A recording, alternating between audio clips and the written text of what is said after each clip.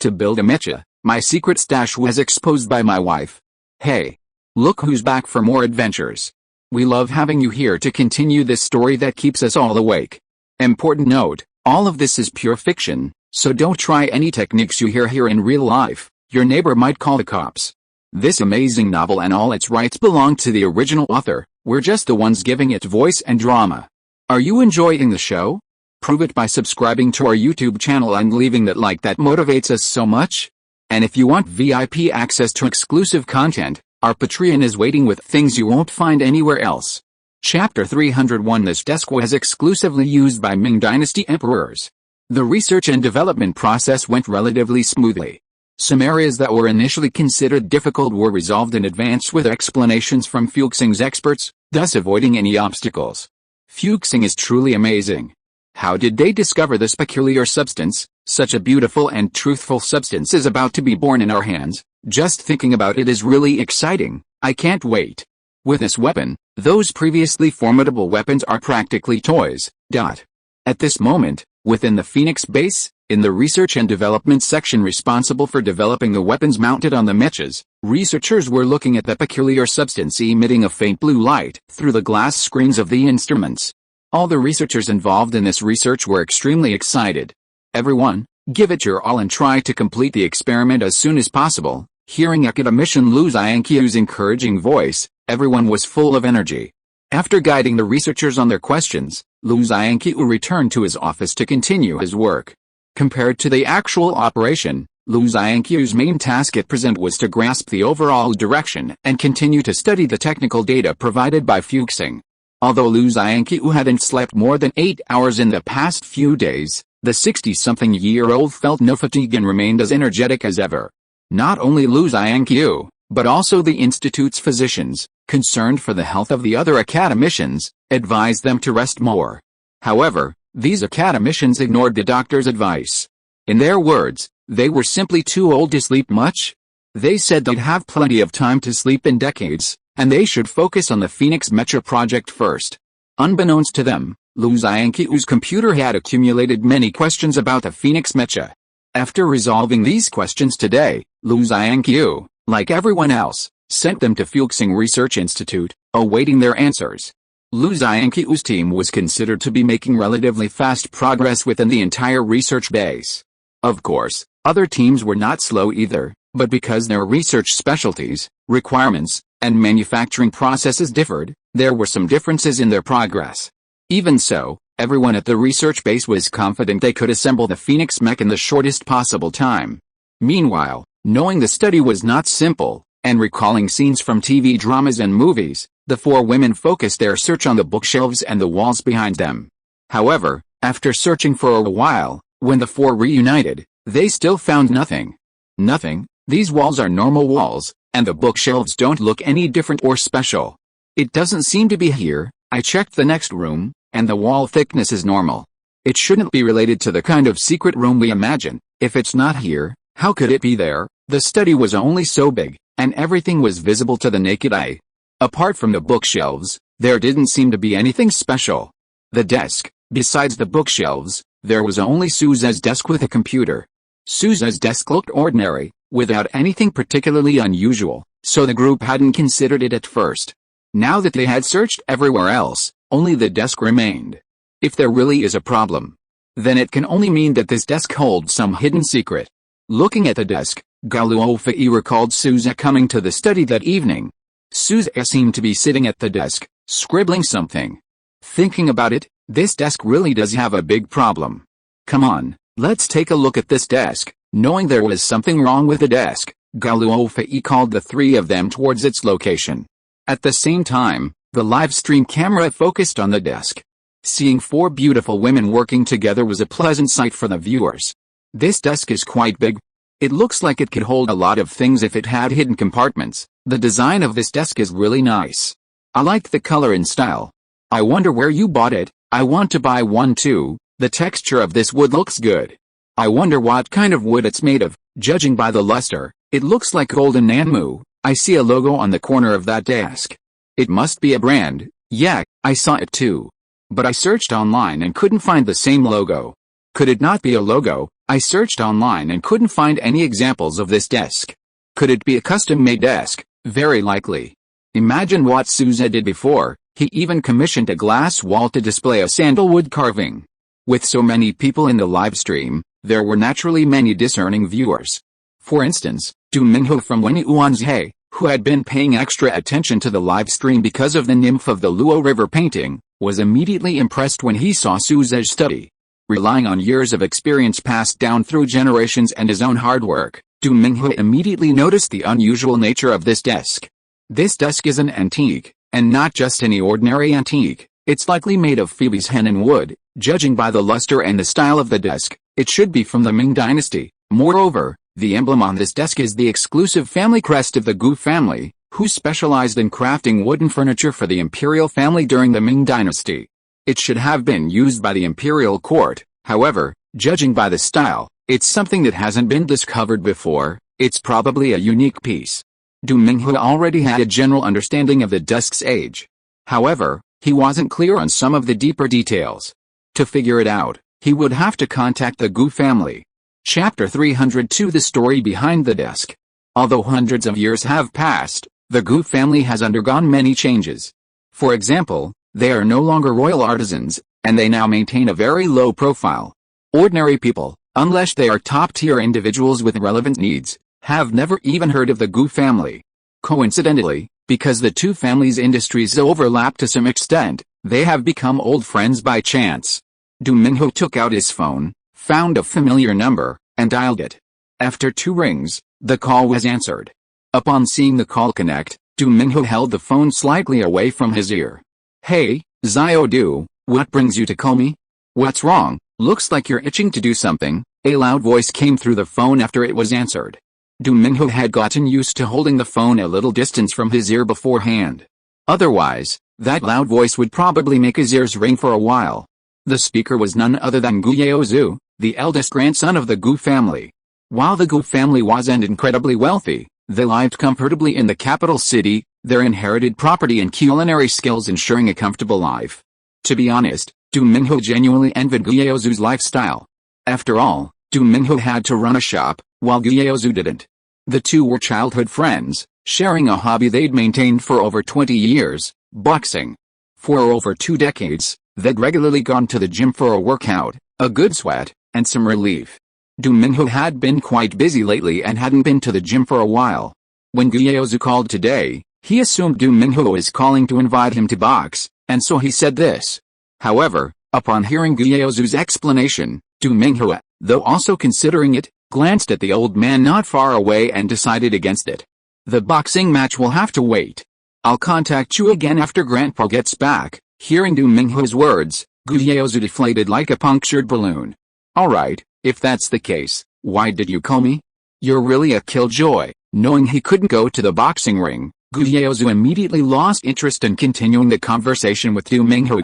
"If it wasn't something important, would I have called you? It's like this. I saw your Gao family crest on an antique, but I've never seen that style before. However, judging from the material, it's made of Phoebe's Henan wood, so I wanted you to take a look and assess it." Although Du Minghu's words piqued Gu Yaozu's interest, upon hearing that it involved something from his family, Gu Yaozu immediately asked Du Minghu, "What dynasty is it from? Where did you see it? Is it from your area? I'll come over now." Although the Gao family's ancestors had served as royal carpenters, that was at the end of the Ming dynasty. Not many years later, the Ming dynasty fell. Therefore, the number of items the Gao family had crafted for the royal family could be counted on one hand. That's why, upon hearing that it might be something from his own home, Gu Yaozu couldn't contain himself. As he spoke, Gu Yaozu got up and rushed towards the door. Hearing the commotion on the other end of the phone, Du Minghu quickly said, "Don't come over, the thing isn't with me. If it's not with you, then where is it?" Hearing Du Minghu's words, Gu Yaozu stopped, his tone full of doubt. In Gu Yaozu's view, if it wasn't in Du Minghu's possession, then what did Du Minghu mean by saying this? Then, Du Minghu explained to Gu Yaozu, "I saw this in the live stream. You can open your phone and search for the live stream of the Finding Hidden Money program, and you'll see it." After Du Minghu's brief explanation, Gu Yaozu understood what was going on. Following Du Minghu's instructions, Gu Yaozu logged onto his phone and found the official live stream of the Finding Hidden Money program. Once inside, Gu Yaozu saw the disc Du Minghu had mentioned. As Gu Yaozu watched the live stream and saw the disc's appearance and details, he became instantly excited. Indeed, from the details, Gu Yaozu was certain that this desk was indeed a Ming Dynasty craftsmanship from his Gu family. Moreover, compared to Du Minghu, Gu Yaozu knew far more. As he watched, the desk's design in the live stream gradually aligned with information and knowledge deep within Gu Yaozu's mind. From the design, Gu Yaozu discovered that this desk not only originated in the Ming Dynasty, but more importantly, its maker was very likely Gu Huzi, the most prized member of his Gu family and a peerless genius. Gu Huzi, a man from the late Ming Dynasty, was the third generation of the Gu family. From a young age, he displayed exceptionally agile and intelligent carving skills. Through systematic learning and diligent practice, by the time he reached adulthood, he had surpassed his grandfather, the first-generation head of the Gu family, in skill. Subsequently, he was commissioned to create a unique desk for the Wanli Emperor. Faced with this arduous task, Gu Huzi completed it in just 100 days. Upon seeing the completed desk, the Wanli Emperor was overjoyed and immediately appointed the Gu family as the imperial craftsman. However, fate was unkind. Perhaps it was a case of heaven being jealous of talent, for less than 6 months after completing the desk, Gu Huzi died young. Chapter 303 Gu Jiajia, Professor of Imperial Capital University. After that, the Gu family experienced ups and downs. In modern times, the Gu family's fortunes improved considerably, so they became very concerned about the disc their ancestor, Gu Huzi, had made for the Wanli Emperor, and tried every means to find its whereabouts. However, many years passed without success. But perhaps it was a stroke of luck. Today, he finally saw the work of his ancestor, Gu Huzi. Truly worthy of being the ancestor my Gu family is most proud of. This work is truly a masterpiece. No, I must buy it and bring it home to surprise Grandpa. After making up his mind, Gu Yaozu saw so many comments in the live stream that he might not even hear his own. Gu Yaozu, not very familiar with the live streaming industry, asked Du Minghu, a person he knew well, Minghu, this desk belongs to the Gu family, and it was made by Gu Huzi, our family's most prized possession. It's very significant and valuable. I want to buy it. Do you have any way to contact the person in the live stream? Hearing Gu Yaozu's words, Du Minghu replied, I don't know the person in the live stream very well, and I don't have their contact information.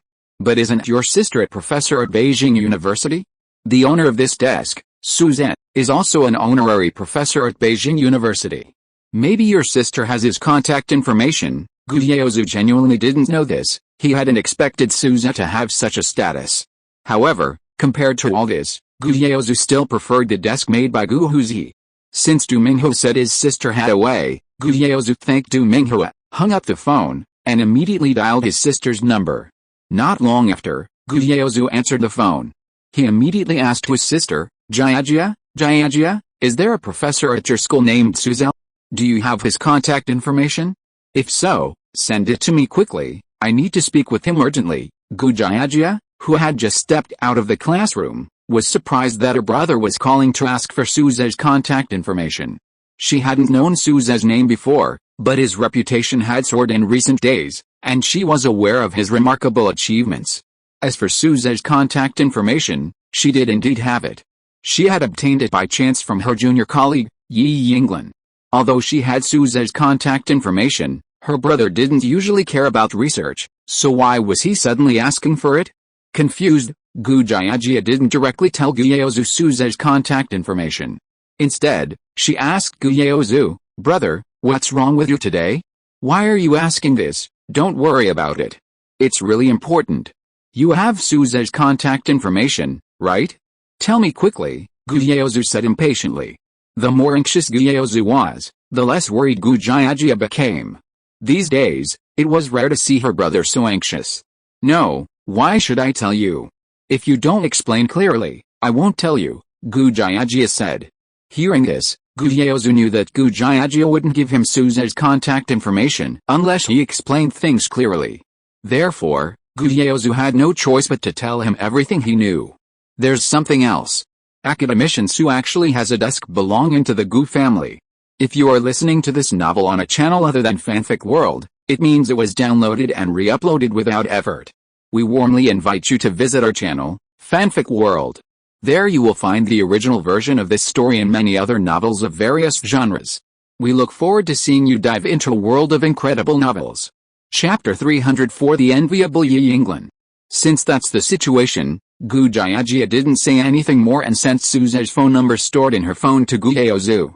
However, after sending it, Gu Jiajia still reminded him, "Brother, I haven't called Academician Su's number, so I'm not sure if it's him or not, but I probably can't find out. Also, brother, watch your loud voice when you speak. Don't startle Academician Su." Okay, I know." Hearing his sister's reminder, Gu Yaozu replied in his loud voice, Okay, I know, I'll be careful." After saying that, Gu Yaozu hung up the phone without waiting for Gu Jiajia to say anything more.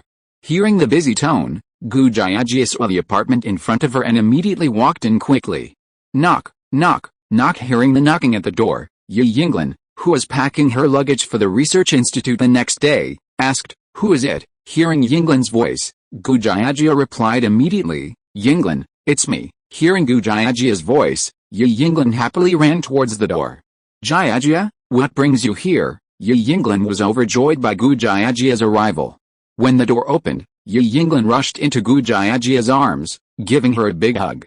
Gu Jiajia reciprocated with the same enthusiasm. However, upon entering the room and seeing the clothes and various belongings scattered around Yi Yinglan, Gu Jiajia asked curiously, "Yinglan, you just got back, and you're leaving again?" "Yes, the professor's new research project starts tomorrow. I'm packing my things today, and I'll go tomorrow." Hearing this, Gu Jiajia showed a look of envy and joy. However, as if remembering something, Gu Jiajia asked again, "Yinglan, didn't you say Professor Chen Yang abandoned his original project?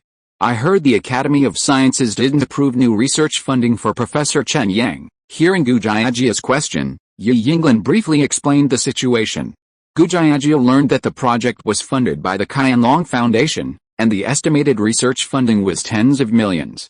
Seeing Yi Yinglan's rapid career advancement, and how she was already working on a project with tens of millions in research funding and huge potential, Gu Jiajia was genuinely happy for her. If Gu Jiajia knew that Yi Yinglan was no longer a team member but the deputy team leader, she would be even more surprised. At Yi Yinglan's age, achieving such accomplishments is incredibly rare among researchers. "Yinglan, I'm so envious of you. You're already working on your second multi-million-dollar project, while I'm still just a nobody in a project with only $1 million budget." Hearing Gu Jiajia's words, Yi Yinglan comforted her, saying, "Jiajia, I know your abilities. You're just having bad luck. Believe me." Hearing Yi Yinglan's comforting words, Gu Jiajia nodded happily. Deep down, Gu Jiajia felt the same way.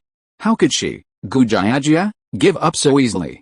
Meanwhile, Gu Jiajia seemed to remember something and hurriedly said, "Oh right, I was so busy I forgot about this. Yinglan, I have to tell you, it seems we've discovered something about the work of our Gu family ancestor, Gu Huzi." Gu Jiajia then frantically searched her phone, following the information Gu Yaozu had given her, and opened a webpage, clicking the link to the official live stream of Finding Hidden Money. Sitting next to Gu Jiajia, watching her actions, Yi Yinglan became curious.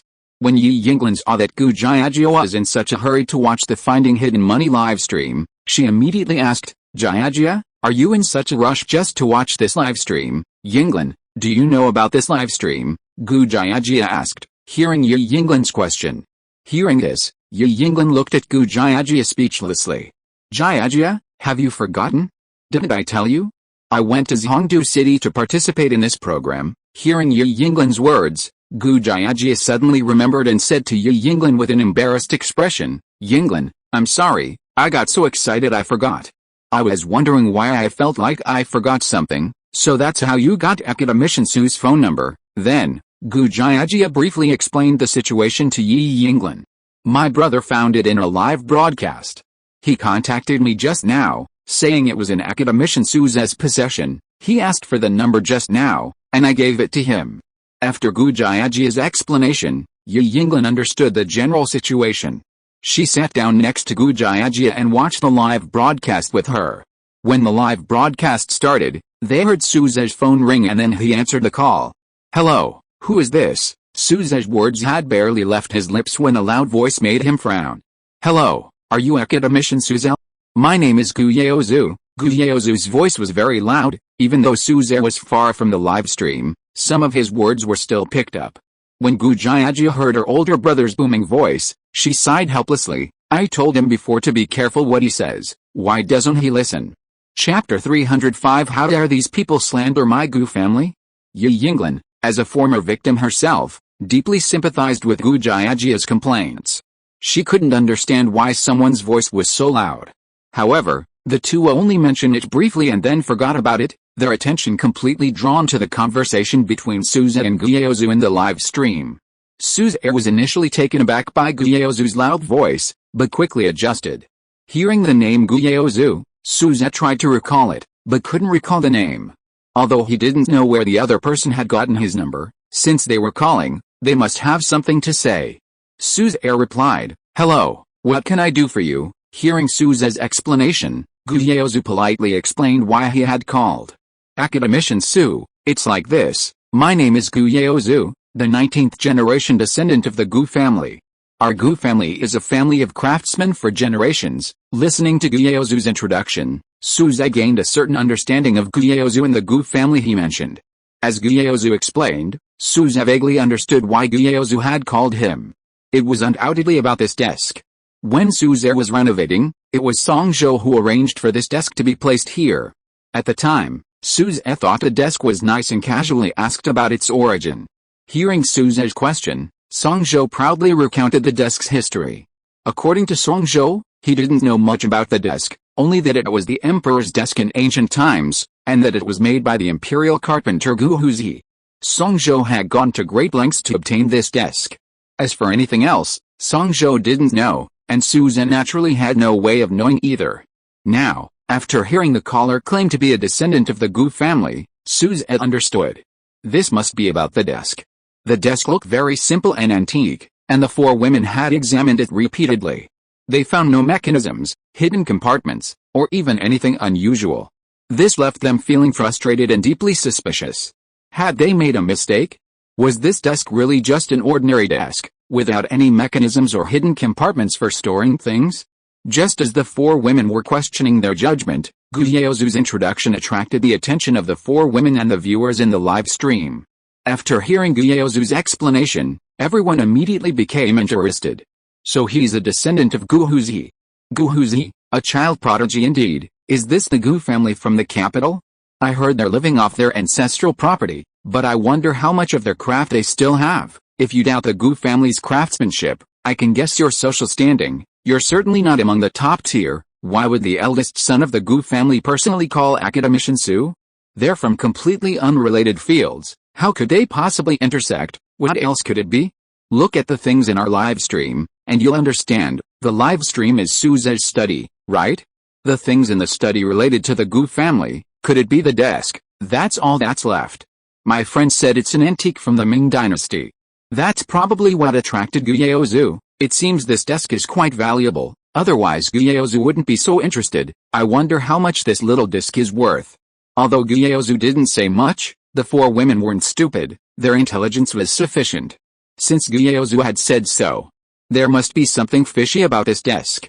While the four women were pondering this, Guyeozu, having finished explaining the situation, spoke again. Academician Su, it's like this. The reason I called you today is about this desk in your study. If I'm not mistaken, this desk was crafted by my ancestor, Gu Huzi, for the Wanli Emperor.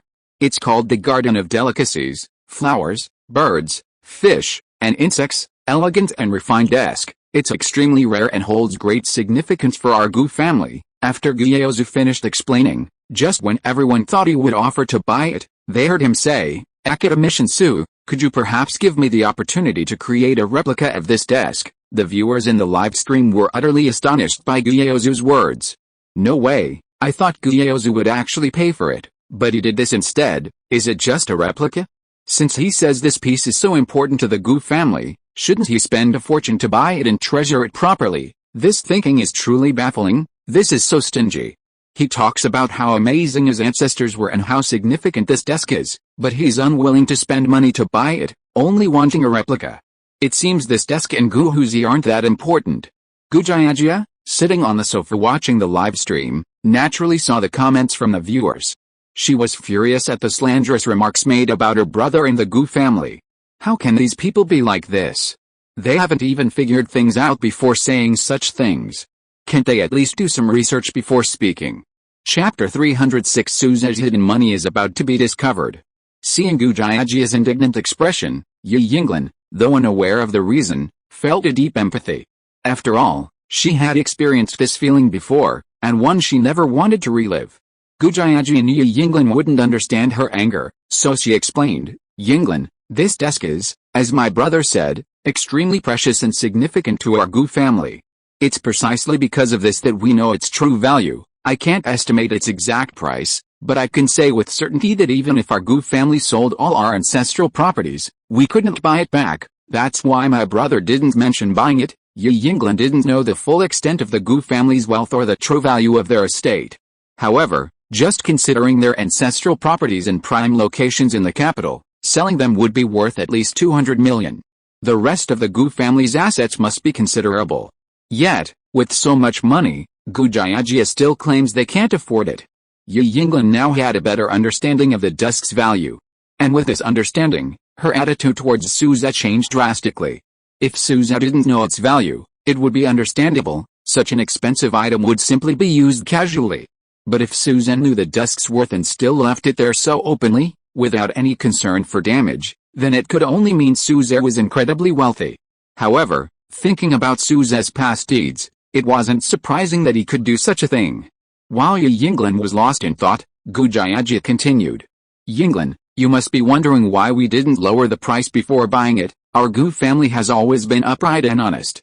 If we're going to buy something, we'll buy it based on its actual value. Otherwise, we'd rather not even mention it. As for why this desk is so expensive, it's because of its cultural and artistic value. The cultural value goes without saying. Its maker was our Gu family's most outstanding ancestor, Gu Huzi, who possessed extraordinary skills in woodworking, surpassing all the older, top craftsmen at a young age, and the user of this desk was the Wanli Emperor of the Ming Dynasty. Everyone knows him, so I won't go into details, and then there's the desk's background. Secondly, there's its artistic value. Yinglan, you're not a craftsman, so you might only think the patterns on the desk are well arranged and exquisitely crafted. But as a member of the Gu family, I can say with absolute certainty that the craftsmanship of this desk is unparalleled. I won't go into details, but just one point, Gao Luofei and the others have been searching for a hidden compartment in this desk, but they haven't found one. They probably thought there wasn't one, but they're completely wrong. This desk does indeed have a hidden compartment, but because of the superb mortise and tenon structure and the complex wooden construction, it's completely integrated with the desk, without any gaps. Unless you're the user or the maker, no one else can see it. After Gu Jiajia's explanation, Yi Yinglan clearly understood why Gu Jiajia was so angry. If it were her, she would feel the same way as Gu Jiajia. No, if it were Yi Yinglan, she would be even angrier than Gu Jiajia. At the same time, Yi Yinglan also learned from Gu Jiajia that there was a hidden compartment in the desk. This meant that Suza's secret stash of money definitely existed in this compartment. Something everyone was looking for. Yi Yinglan was extremely curious about what Suza had hidden in this desk. It was precisely because of this curiosity that Yi Yinglan's eyes darted around, and she said to Gu Jiajia, Jiajia, would you be interested in explaining this in the live stream? Sure, Gu Jiajia replied upon hearing Yi Yinglan's suggestion. Gu Jiajia would naturally be happy to have an explanation in the live stream. Hearing Gu Jiajia's suggestion, Yi Yinglan immediately picked up her phone, and under Gu Jiajia's watchful gaze, found Gao Luofei's number and dialed it. Soon after, Gao Luofei answered the call. Hello, Yinglan, how have you been lately? Are you alright? Hearing Gao Luofei's gentle voice, Yi Yinglan replied, Sister Luofei, I'm doing well. I often watch your live streams, and I'm watching now. It's such a pity that I couldn't continue searching for Academician Su's secret stash of money last time. What's a pity? You can always find secret stashes of money. Work is more important, Gao Luofei comforted Yi Yinglan.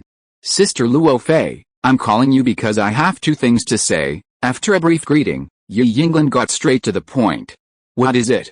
Just say it, Sister Luofei. It's like this. I noticed many viewers in the live stream have misunderstandings about Gyaozu and the Gu family. Since Gyaozu's sister is with me, I thought I'd have her explain it to everyone. Yi Yinglan briefly explained the situation to Gao Luofei. Hearing what Yi Yinglan said, Gao Luofei immediately said, "In that case, let's explain." Then, Gao Luofei addressed the live stream. Everyone has misunderstood. Actually, Gyaozu had a reason for saying those things, and his sister just wants to explain it to everyone. Chapter 307 The desk worth hundreds of millions of yuan. Academician Su is in big trouble. After speaking, Gao Luofei fell silent. While the live stream chat remained flooded with comments after Gao Luofei's words, this didn't stop Gu Jiajia from speaking. "Alright, Yinglan, let your friend speak." Gu Jiajia then took the phone from Yi Yinglan. After getting the phone, Gu Jiajia simply repeated what she had said to Yi Yinglan. "The importance of this desk to our Gu family is beyond what those trolls can imagine. It's precisely because we value it that we wouldn't offer a low price to insult us and Suzette." When Gu Jiajia spoke, she wasn't at all weak or delicate like a typical girl. Her tone was firm and resonant. From her tone and words, one could feel Gu Jiajia's heartfelt pride. The viewers in the live stream could understand Gu Jiajia's pride. After all, if they had Gu Jiajia's status and a family with such a deep historical foundation, they would feel the same way. So that's how it is. I knew the Gu family wouldn't do that. This desk looks ordinary, yet it's so expensive, over 100 million, a desk worth over 100 million? That's outrageous. Is this just self-promotion? Self-promotion. You know, that desk was made by Gu Huzi. Gu Huzi's fame and skill level are absolutely worth that price, and the historical background is undeniable. Yes, that value is definitely not overestimated. It's very fair. See? I told you Gyaozu wouldn't do that out of stinginess. Who said that? Stand up and apologize now. Yes, apologize. I saw someone about to eat shit earlier. Come on, eat it. I'm waiting for you. As expected of a century-old family, they really know their stuff. If that's the case, then I take back what I said earlier. I deeply apologize for my previous rudeness. Yes, me too. I apologize as well. I shouldn't have spoken without understanding. You should apologize, but don't forget something very important. Holy crap, you guys are only just realizing this now? I was completely confused by what you were saying earlier. You guys really missed the point. Academician Su's secret stash of money is just unbelievable. This desk alone is worth a fortune. Who would have thought? No wonder he's rich. This is incredibly valuable. We haven't even found the hidden compartment yet, and we've already made such a huge discovery. Guo Zhirao is truly a lucky star. Is Guo Zhirao repaying a debt of gratitude? Now her benefactor's secret stash of money has been discovered because of her. I wonder how Suze feels right now. If I were Academician Su, I'd be cursing right now. Is this how this sixth brother repays my kindness? Do you think Goddess Gao knows about this? Knows that this little disc is so valuable? Do you even need to guess? Look at Goddess Gao's expression. Does she look like she knows the true value of this desk? Just as some viewers commented, Gao Luofei's expression was incredibly interesting. Gao Luofei hadn't expected Suze's desk to be so valuable. While Gao Luofei had always thought a desk was nice, she'd only ever seen Suze use it normally, nothing special, so she hadn't paid much attention. It wasn't until today, after Gu Jiajia's explanation, that Gao Luofei realized just how valuable the desk was. Now, thinking back to how she'd only ever used an ordinary rag to wipe it, Gao Luofei felt a pang of unease. Thankfully, she'd taken good care of it. Otherwise, if the desk had been bumped or scratched, the loss would have been enormous. After all, a desk worth hundreds of millions could easily lose hundreds of millions if it wasn't in good condition. Thinking this, Gao Luofei turned her gaze to Suzette. Suze then noticed the murderous look in Gao Luofei's eyes. The viewers in the live stream had heard what Gu Jiajia had said, and Suze had naturally heard it too. To be honest, after learning the desk's value, Suze completely understood Gao Luofei's expression. Suze didn't explain anything, as there was no need to. He also selectively ignored Gao Luofei's gaze. Gyaozu, who was talking to Suzette, seemed confused and said, "Academician Su, what's wrong? Why aren't you saying anything? I think I just heard my sister's voice." "Academician Su, do you agree? Academician Su, this desk is really important to us. Who is Gu Jiajia to you?" Just as Gyaozu continued muttering, Suzerain abruptly interrupted him. Gyaozu, puzzled, asked Suzerain in a strange tone, "Academician Su, do you know my sister?" Upon hearing Gyaozu's question, Suzerain immediately replied into his phone, "Let's talk about that later." If he had hesitated slightly before agreeing to Gyaozu's request, Suzerain would have readily agreed. After all, it was a simple matter for Suzerain, nothing serious. But now, Suzerain couldn't agree so easily. After all, although Gyaozu hadn't done anything, Gu Jiajia had revealed the value of the number line, putting him in this very awkward situation. Gu Jiajia wasn't there, so Suzerain was helpless. He could only try to get back at Gyaozu. "Academician Su, is it because of my sister?" Chapter 308 Under the Spotlight, the hidden cabinet opens. Gyaozu felt that his conversation with Suzerain, while not entirely smooth, had gone reasonably well. How could Suzerain's attitude change so drastically in the blink of an eye? Although Suzerain hadn't said much, Gyaozu could sense that Suzerain harbored some dissatisfaction towards him. Gyaozu was right, Suzerain was indeed quite dissatisfied with him. And this dissatisfaction wasn't due to anything else, but rather because of Gu Jiajia's words. At this moment, Suzerain was extremely worried. The desk incident had already been exposed, and there was no going back. But Suzerain feared that the desk's hidden drawer would be discovered. If it weren't for someone else's guidance, given the desk's craftsmanship, Suzerain wouldn't have been worried at all. After all, no matter how hard they searched, Gao Luofei, Chu Mingyao, Bingbing, and Gao Zhirao wouldn't be able to discover the hidden drawer they had concealed. But with Gu Jiajia involved, the situation was completely different. Since it's said that this desk was crafted by Gu Huzi, an ancestor of the Gu family, Gu Jiajia, as a member of the Gu family, must have some understanding of the existence of this hidden cabinet and how to open it. If Gu Jiajia were to reveal this, then the hidden cabinet inside the desk would be exposed to everyone. In that case, what Suzerain placed inside the hidden cabinet would be revealed to Gao Luofei and the other three women, as well as the many viewers in the live stream. After Suzerain finished speaking, he prepared to hang up Gyaozu's call and then go to Gao Luofei's side to try and stop Gao Luofei's communication with Yi Yinglan. Then he would find an excuse to divert everyone's attention from the hidden cabinet they were originally looking for. However, no matter how well Suzerain planned, things didn't go as planned. What Suzerain feared most came to pass. Before Suzerain could even hang up Gyaozu's call, he clearly heard what he didn't want to happen coming from Gao Luofei's phone. "Fifei, were you looking for a hidden cabinet in the desk?" When Yi Yinglan opened the live stream, she glanced at it and noticed the four women busily searching for something. At first, Yi Yinglan didn't know what they were looking for. However, after analyzing the live stream content and the viewers' comments, Yi Yinglan realized that what Gao Luofei and the other two were looking for was probably the hidden cabinet in the desk. Upon hearing Yi Yinglan's words, Gao Luofei also spoke up. "It's like this, Zhirao came today. Since you said there's a hidden room, we split into 4 groups to search, but after so much work, we haven't found anything. Oh, by the way, Yinglan, since you said this desk was made by Gu Huzi, does the Gu family know if there are any hidden cabinets or secret rooms inside, places to hide things?" Hearing Gao Luofei's question, Yi Yinglan also spoke up. "Fifei, the original purpose of my call today was to tell you this. I was originally thinking of waiting a while, but since you brought it up directly, Fifei, I'll tell you directly. Fifei, your guess is indeed correct. I just heard Jiajia say that there really is a hidden cabinet inside this desk. However, due to the superb woodcarving skills and the use of mortise and tenon joints, coupled with the exceptional control of Gu family ancestor Gu Huzi, the precision of his handmade items surpasses that of machines. Therefore, although there is a hidden cabinet, it's not something an ordinary person could easily discover. The way to open the hidden cabinet is like this. Fifei, you should try it. I can't wait to see what Academician Su has hidden in this desk's hidden cabinet." After Yi Yinglan's explanation, not only Gao Luofei, Chu Mingyao, and the other 3 women developed a strong curiosity about what was hidden in the desk's hidden cabinet, but the curiosity of the many viewers in the live stream was also completely piqued. Anything stored in a disk worth hundreds of millions must be extraordinary.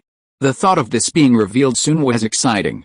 Except for Suzerain, the unfortunate party involved, everyone was eager to try, excitedly waiting for Gao Luofei and the others to follow Yi Yinglan's instructions and open the disk's hidden cabinet. Then, under everyone's watchful eyes, Gao Luofei went to the hidden cabinet on the desk that Gu Jiajia had mentioned, and began to operate it with both hands. The four women, including Gao Luofei, had actually explored this area earlier without finding anything. But this time was different. With Yi Yinglin's guidance, or rather, with Gu Jiajia's instruction, Gao Luofei immediately noticed something unusual. Following Yi Yinglin's instructions, Gao Luofei felt a section of the originally smooth desk begin to dent when she applied slight pressure with her palms and fingers. Seeing that there was something there, Gao Luofei's movements became even faster. Finally, under everyone's watchful eyes, the hidden cabinet inside the desk was opened. What appeared before everyone's eyes was not some gold antique, rare treasure, or anything extraordinary. It was simply rows and rows of neatly arranged papers and letters, along with a laptop. Although they weren't quite what everyone had imagined, the appearance of these manuscripts piqued everyone's curiosity. Antiques, while valuable, didn't hold much interest for ordinary people. But manuscripts were different. The fact that they could be hidden meant they must contain many of Suze's secrets. It was like a diary. Who wouldn't be curious about someone else's diary? The contents of chapter 309 of the booklet were actually this. Hurry up and take it out to see what it is. Seeing what was in the hidden compartment, Chu Mingyao urged impatiently. Hearing Chu Mingyao's urging, Gao Luofei wasn't in a hurry at all. She first gave Suzette, who was pretending to be nonchalant, a meaningful look, and then reached her slender hands into the hidden compartment. Gao Luofei's gaze first fell on the neatly arranged stack of papers. After all, there were many things to explore with a laptop. Who knew how much was inside? Those things needed to be carefully explored. In comparison, these papers were much clearer. Any discoveries could be seen immediately. A bit heavy, Gao Luofei picked up a stack and weighed it. It really was quite heavy, at least 10 pounds. Then, not only Gao Luofei, but the other three also busied themselves, and soon they had taken everything out of the hidden compartment. However, after learning the desk's value, the four women dared not place anything on it. Instead, they placed the papers and laptop on the nearby bookshelf. Everything's here. Let's see what's inside. Without further ado, Gao Luofei and the other three women began their work. First, they took out a whale-bound booklet, its style antique, the pages slightly yellowed from being turned over. Opening the booklet, the four women crowded around to see what was inside. Meanwhile, at the police station, Han Jiajia was extremely busy and frustrated. In the past 2 days, 6 disappearances had suddenly occurred in Hongdu City.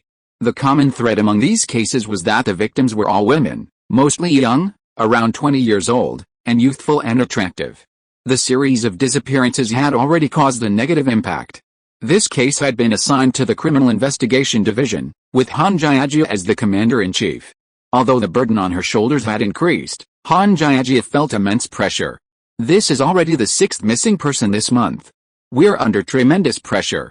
The higher-ups have issued an ultimatum: solve the case within 3 days, and there can't be any more missing persons. Understand, spread out and carefully search and investigate the people around the scene of the incident, see if there are any new clues, report any clues immediately. Hearing Han Jiajia's words, the officers in the meeting room responded in unison.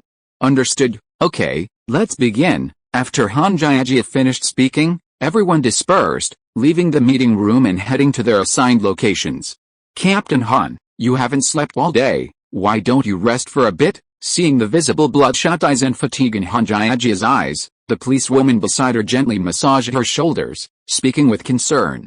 Hearing her subordinate's words, Han Jiajia waved her hand and said, "No need, I'm not sleepy yet. I can't sleep in bed anyway, so I won't sleep now. I'll talk about it when I'm sleepy." Although Han Jiajia's body was very tired and wanted to sleep, her mind was still very excited because of the case, and she had no intention of sleeping at all. This contradictory feeling made Han Jiajia feel that her body was entering a very strange state. Okay, stop rubbing, let's continue working. Han Jiajia gently patted her hands that were massaging her. Then she got up and continued to work on the case. This booklet looks quite thick. What do you think it might contain? Could it be a record of where he hides his secret stash of money? I think it's probably his secret stash. After all, Academician Su has so much secret stash, he'd have to find somewhere to write it down, otherwise he'd forget it himself. Not necessarily. Academician Su has such a vast knowledge base and such a good memory, he probably wouldn't need this. I think it's probably some kind of research project. After all, Academician Sue has already had so many research projects exposed, a few more wouldn't be surprising. Research projects? That's certainly a possibility. But this booklet, while thick, isn't that thick? For a research project, this thickness is negligible. Even if it is, it wouldn't contain much information. What else could it be? I think it might be some of Academician Sue's diaries. Diaries? Who keeps a diary? Now that you mention it, I'm even more curious about what's written inside. The viewers in the live stream were speculating wildly. After watching, Suze felt that the netizens' imaginations were indeed quite outrageous. They could connect seemingly unrelated things. In reality, the contents of the booklet weren't as mysterious as they made it out to be. The booklet simply contained the names and basic personal information of the 109 children Suzette had specially cared for and assisted over the years. At most, it was just a list. Meanwhile, Gao Luofei and her 3 friends didn't pay much attention to the speculations in the live stream. When Gao Luofei opened the thick booklet, Chu Mingyao, Bingbing, and Guo Zhirao immediately crowded around to see what was recorded inside. Chapter 310. He clearly knows Yi Yinglan, but he pretends not to. However, when Gao Luofei opened the first page of the booklet and saw its contents, her eyes widened instantly, her gaze filled with a jumble of emotions: surprise, shock, confusion, and curiosity. Clearly, the booklet's contents were beyond her expectations. She hadn't anticipated such a thing. And it wasn't just Gao Luofei. Chu Mingyao, Bingbing, and Guo Zhirao were also bewildered upon seeing the contents.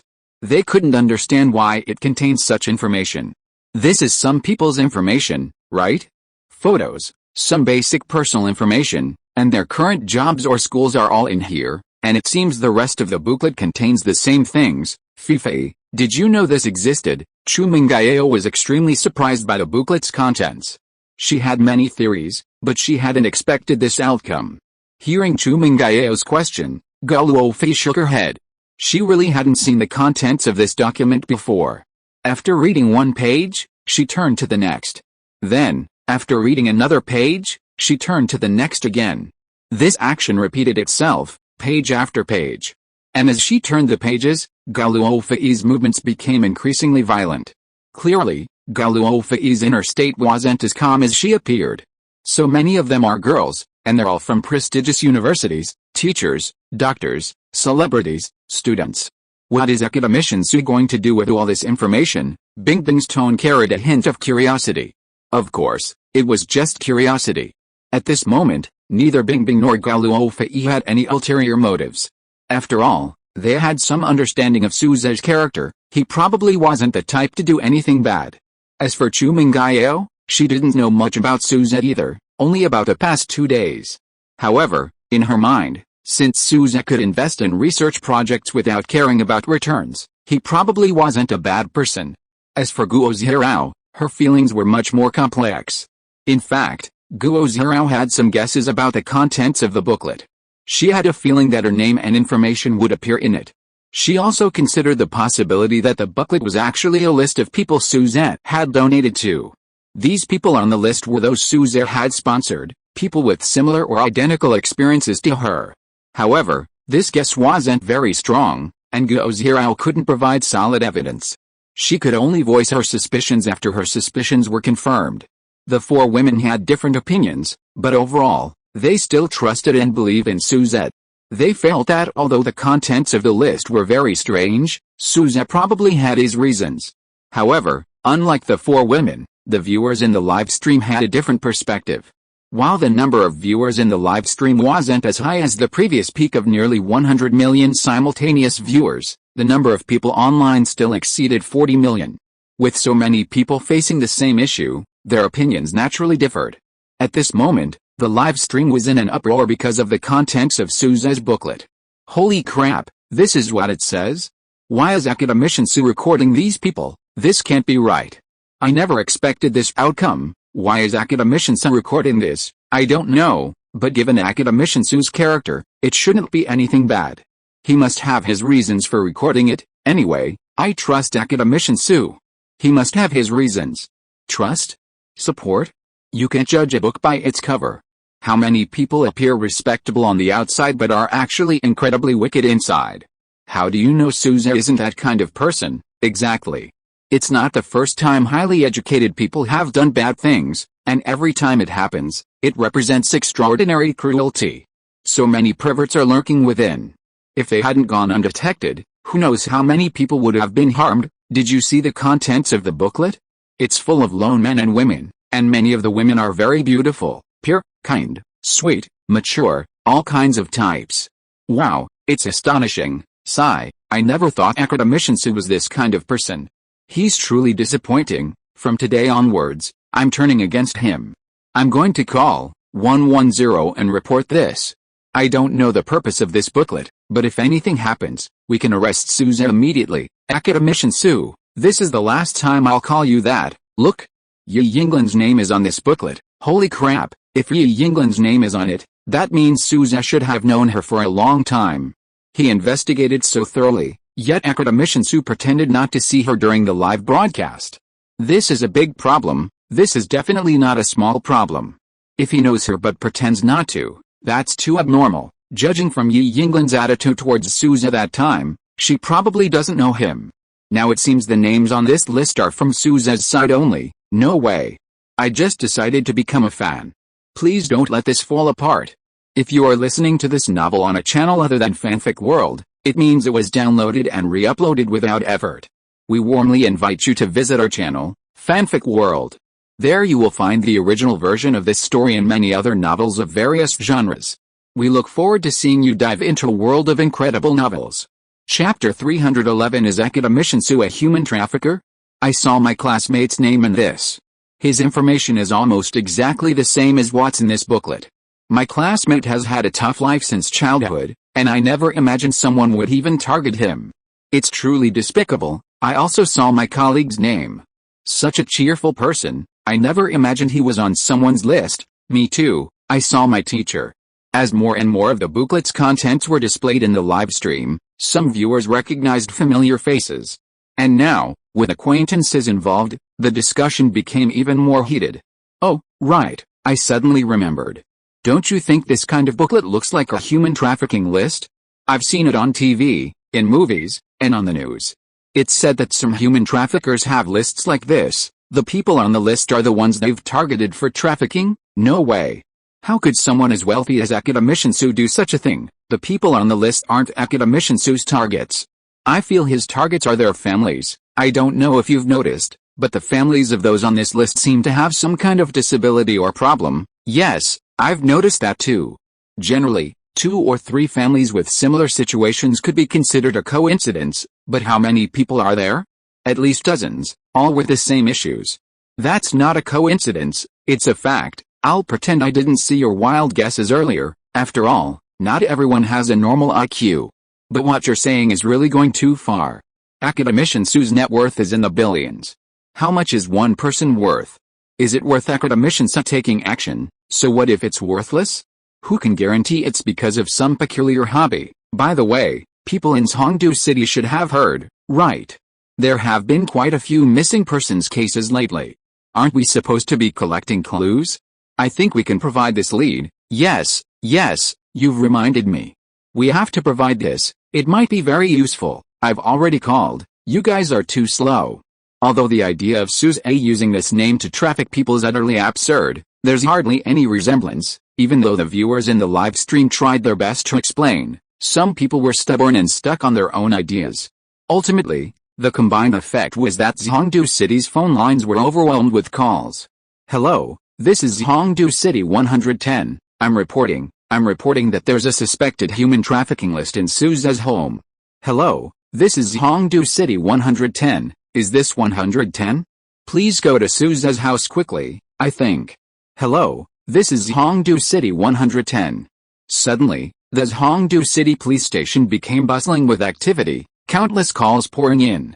This hectic scene startled the station manager. It's known that there's a 50% chance a call to the police station indicates a case has occurred.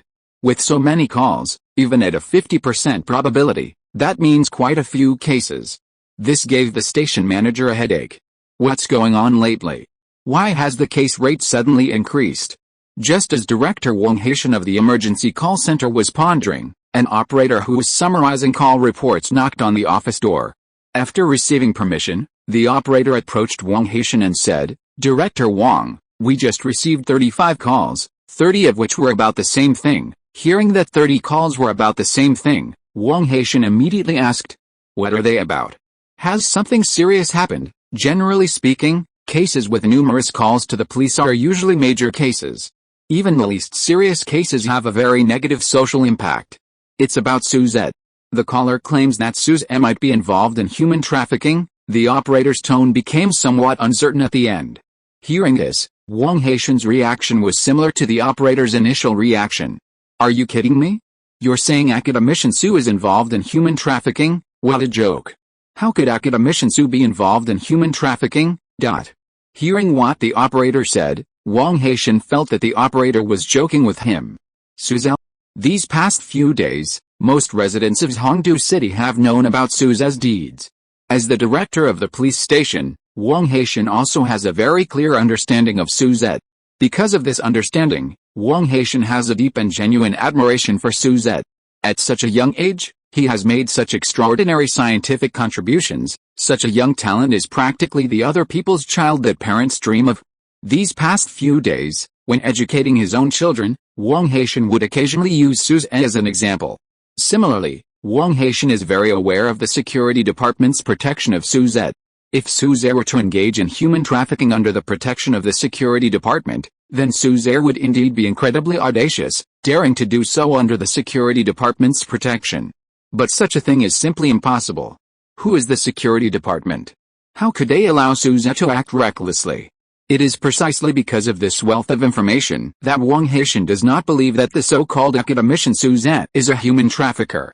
Director Wang, I don't believe it either, but our phones have been ringing off the hook because of academician Sue. Not only that, Director Wang, look at the news on your phone. This matter is trending on social media.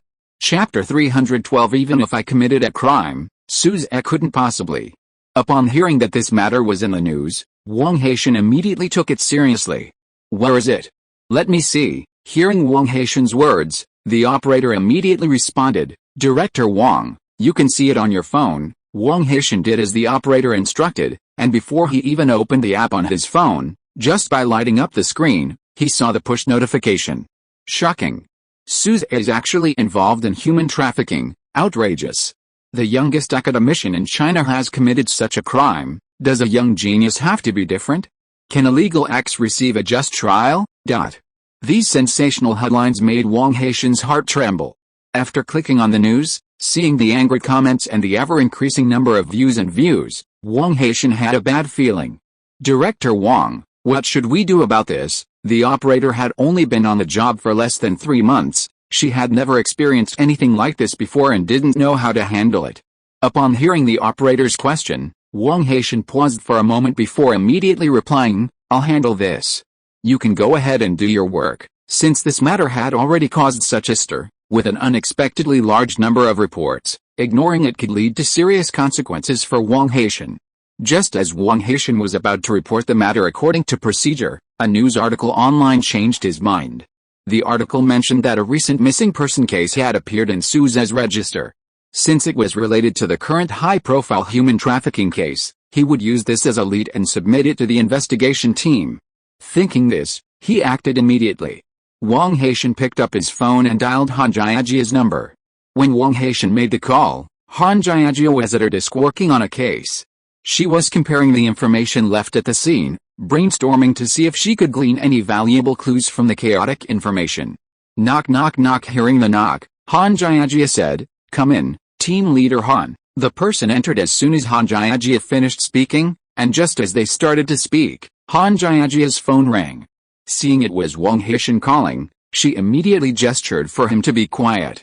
Hello, Director Wang, this is Han Jiajia, team leader Han. Hello, it's like this, I have something I need to tell you. Wang Haitian then told Han Jiajia everything he knew. Han Jiajia's expression was incredibly complex upon hearing what Wang Haitian said. She truly hadn't expected such a thing to happen. Director Wang, are you telling the truth? How could Suzette be such a person? Ever since her brief encounter with Suzette, Han Jiajia had developed a deep curiosity about him.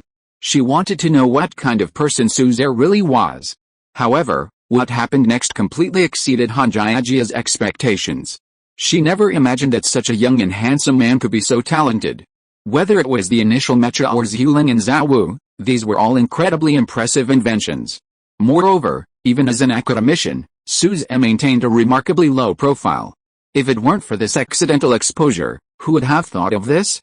But how could such a person, in Wang Haitian's eyes, become someone who might be involved in human trafficking? This is too absurd. How could it be possible?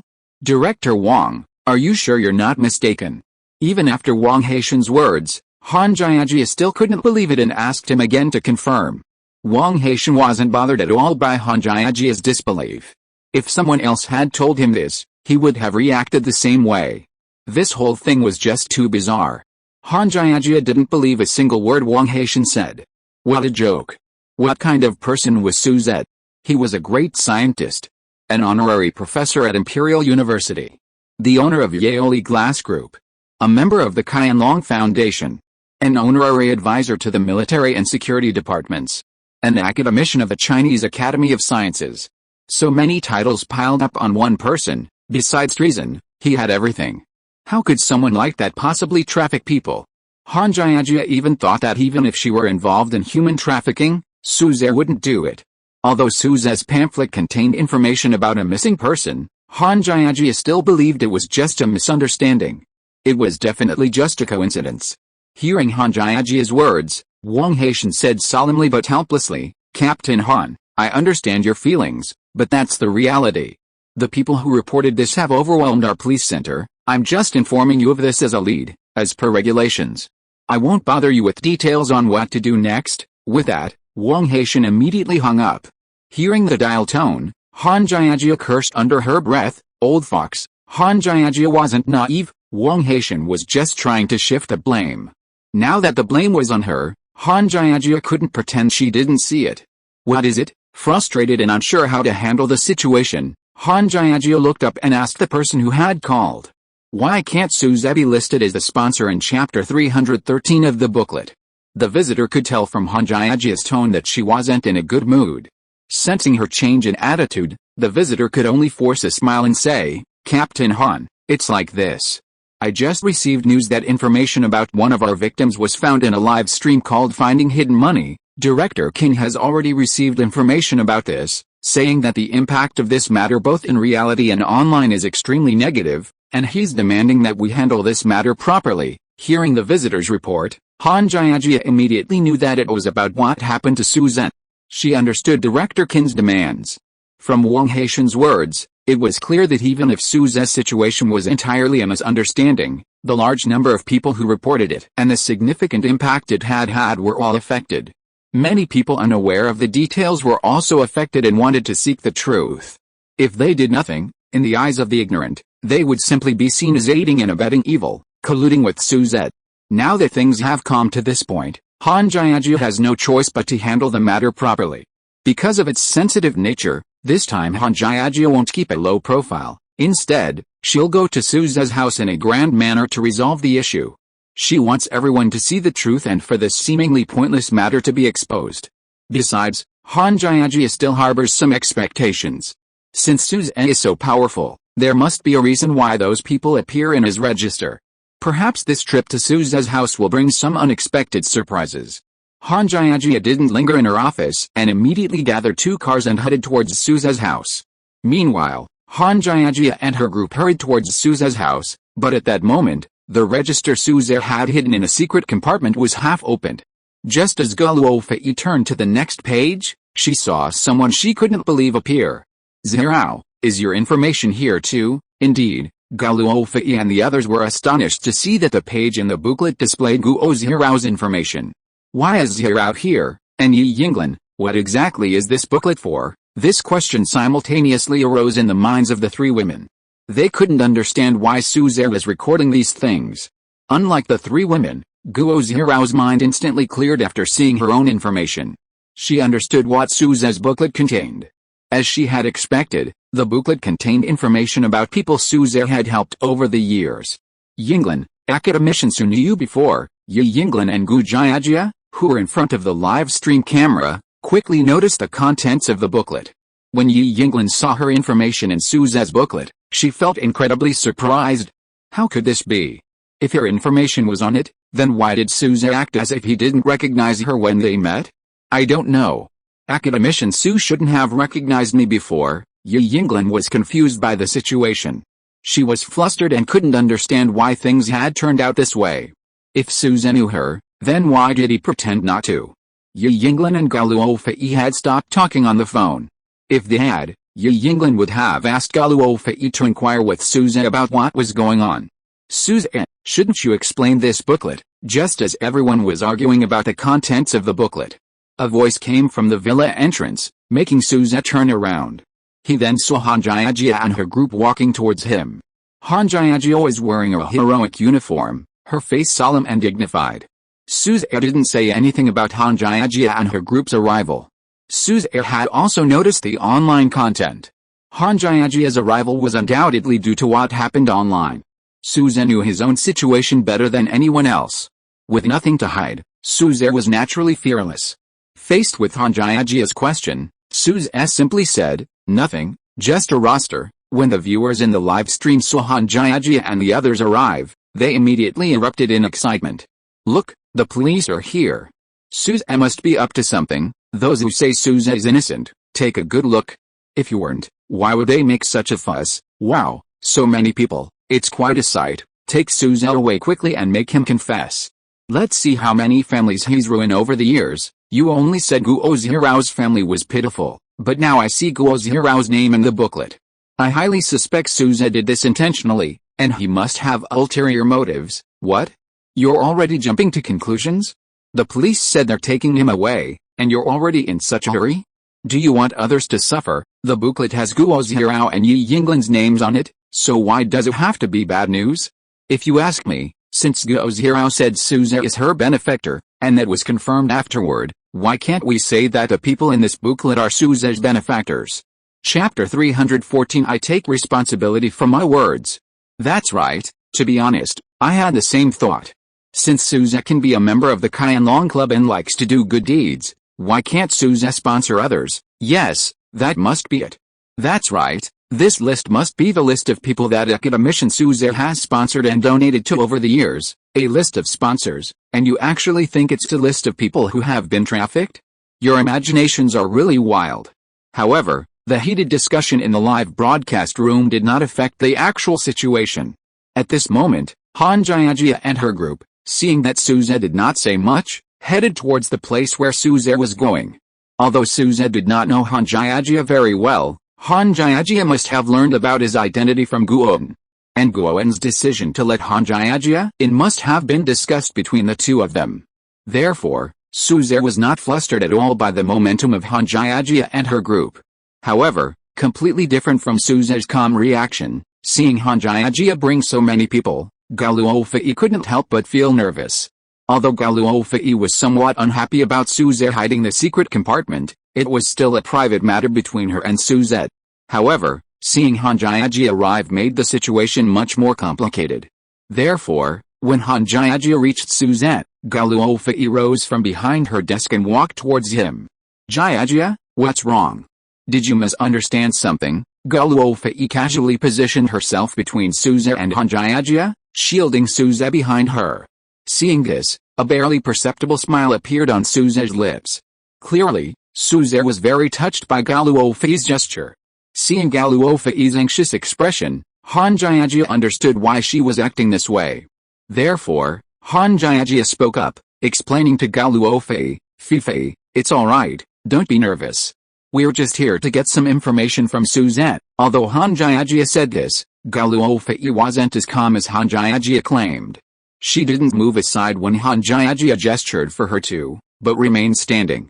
Seeing this, Han Jiajia was about to say something when Guo Zirao stepped in front of her, saying firmly, "Hello, Captain Han, I'm Guo Zirao. There's definitely some misunderstanding here. I can tell you with certainty that Academician Su isn't what's said online, and this booklet isn't a list of human traffickers at all." Guo Zirao had originally planned to wait, but seeing so many police officers there because of this, she feared that Suzette might misunderstand and have a negative impact on his reputation. Therefore, she stepped forward. Han Jiajia was naturally well aware of what Guo Zhirao was saying. However, Han Jiajia remained skeptical of Guo Zhirao's confident tone. She didn't understand what Guo Zhirao knew and why she trusted SSS so much. Because of this, Han Jiajia spoke to Guo Zhirao, wanting to understand what supported Guo Zhirao's words. Guo Zhirao, right? Can you tell me what you know? How can you be so sure this booklet isn't about human trafficking? As far as I know, you're on this booklet too. Hearing Han Jiajia's words, Guo Zhirao, after organizing her thoughts, said, the reason I'm so sure is because this booklet is actually a list of people academicians who has funded. Everyone on this booklet is a list of people academicians who has funded in recent years. Wow, Guo Zhirao's words caused an uproar. Guo Zhirao's viewpoint was truly unique. Although Gao Luofei believed Suzette, she was still quite surprised by what Guo Zhirao said. If what Guo Zhirao said was true, then Suzette had quietly sponsored quite a few people over the years. While Han Jiajia's expression remained relatively calm upon hearing Guo Zhirao's words, her mind was in turmoil. This booklet actually contained a list of students sponsored by Suzette. Was it really true? Was there evidence, or was Guo Zhirao deliberately saying this to clear Suzette's name? Guo Zhirao, do you understand what you're saying? You need to know that if you say this carelessly, you'll have to bear any negative consequences. Faced with Han Jiajia's words, Guo Zhirao didn't back down, but solemnly replied, I understand what I mean. I will take full responsibility for my words. If anything goes wrong, I'm willing to bear the consequences. Guo Zhirao's eyes were firm as she spoke. In that case, tell us why you say this booklet is a list of sponsored students, so we can be convinced. The booklet's validity needed to be proven by concrete evidence.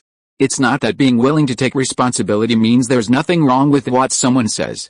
Besides, Han Jiajia also hoped that through Guo Zhirao, this matter could be resolved smoothly and quickly so she could fully dedicate herself to solving the missing persons case.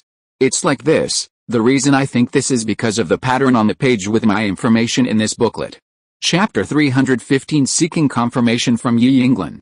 I don't know if you noticed, but on the page where I filled in my information, there's a pattern that matches what I described. That's why I made this guess. The people on academicians whose list should be those he's sponsored over the years. Of course, my guess might sound a bit far-fetched, but with so many people listed in this booklet, you can try contacting them, or even confirming with academicians himself. Hearing Guo Zhirao's words, Gao Luofei also spoke up. This matter wasn't really suitable for Suzette to prove anything. After all, the news online was all unfavorable to Suzette. If Suzette himself said he was innocent, it wouldn't be very convincing. They could easily misinterpret it. It was precisely for this reason that Gao Luofei had a new plan. If we're going to double-check with someone in the register, I remember there's information about Yi Yinglan in it. In that case, let's confirm this with Yi Yinglan. If the information we get from Yi Yinglan is exactly the same as what Guo Zhirao said, then Officer Han, I don't think it's necessary to go to such lengths. Han Jiajia didn't have much of an opinion on Gao Luofei's words. After all, Han Jiajia wasn't here to actually arrest Suzette, but to clear Suzette's name. Since Gao Luofei had a solution, Han Jiajia didn't object, but said to Gao Luofei, that method works too. Yi Yinglan is a well-known figure. If we can get confirmation from her, that's fine. The viewers in the live stream discussed Gao Luofei's plan extensively after hearing about it. So that's how it is. If that's really the case, then what Guo Zhirao said actually makes some sense, sounds of it, but it's probably just a coincidence. Anyway, I'm maintaining a neutral stance for now. Unless something more convincing appears, I won't express my opinion. Yi Yinglan's identity is what it is. If this matter can be clarified by Yi Yinglan, then I'm quite inclined to believe it. Anyway, the ultimate goal is still to resolve the escalating controversy surrounding Suzette online. What's there to confirm? This is just a desperate struggle. Yi Yinglan met with Suzette yesterday. If the two of them are colluding today, or if Suzette is using coercion or inducement, then her words are meaningless. I'll just watch quietly and see how this matter is ultimately resolved. Gao Luofei merely glanced at the discussions in the live stream. For Gao Luofei, the comments from the live stream viewers were completely irrelevant at this moment. Since she wanted to confirm this with Yi Yinglan, Gao Luofei picked up her phone, found Yi Yinglan's number, the one she had just hung up on, and dialed it again. Meanwhile, Yi Yinglan was completely bewildered. From knowing that Suzette had her information early on, implying they knew each other, to the things Gao Zhirao mentioned. According to Gao Zhirao, Yi Yinglan had also found her page. When Yi Yinglan saw the contents of her page through the paused video, she made a surprising discovery. Just as Gao Zhirao had said, the illustration on her page in Suze's booklet was almost identical to the letter she had received from her benefactor. There might be slight differences due to lighting and angle, but the difference wasn't significant. Yi Yinglan was almost certain that the illustration was exactly the same as hers. If this was the case, Yi Yinglan had reached a conclusion that was beyond her expectations. Her benefactor, the one she had been searching for so long without any leads, was none other than Suzette, whom she had seen just a few days ago. The man who, because of her, had become the youngest academician in the country. The thought of this possibility left Yi Yinglan completely motionless on the sofa. Her mind was in turmoil, struggling to accept this situation. Joy, happiness, sadness, and a complex mix of emotions overwhelmed her. For so many years, Yi Yinglan had imagined countless times the scene in which she would meet and recognize her benefactor, and how she would express her gratitude over the years. But who would have thought the final result would be like this? In this unexpected turn of events, she had found her benefactor. And this benefactor was someone she had only just met. Gu Jiajia was also somewhat confused by the scene unfolding in the live stream.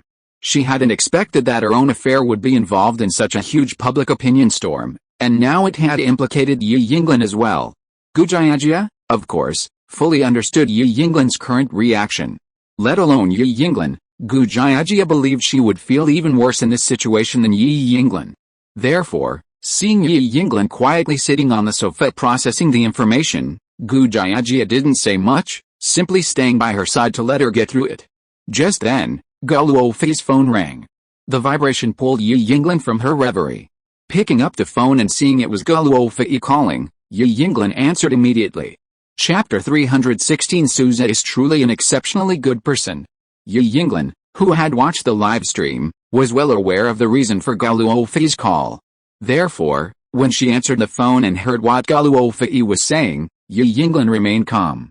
Yinglan, were you watching the live stream? Hearing Gao Luofei's question, Yi Yinglan nodded and replied, yes, I've been watching the whole thing. I followed everything that happened in the live stream. Since Yi Yinglan knew the ins and outs, Gao Luofei didn't bother explaining further.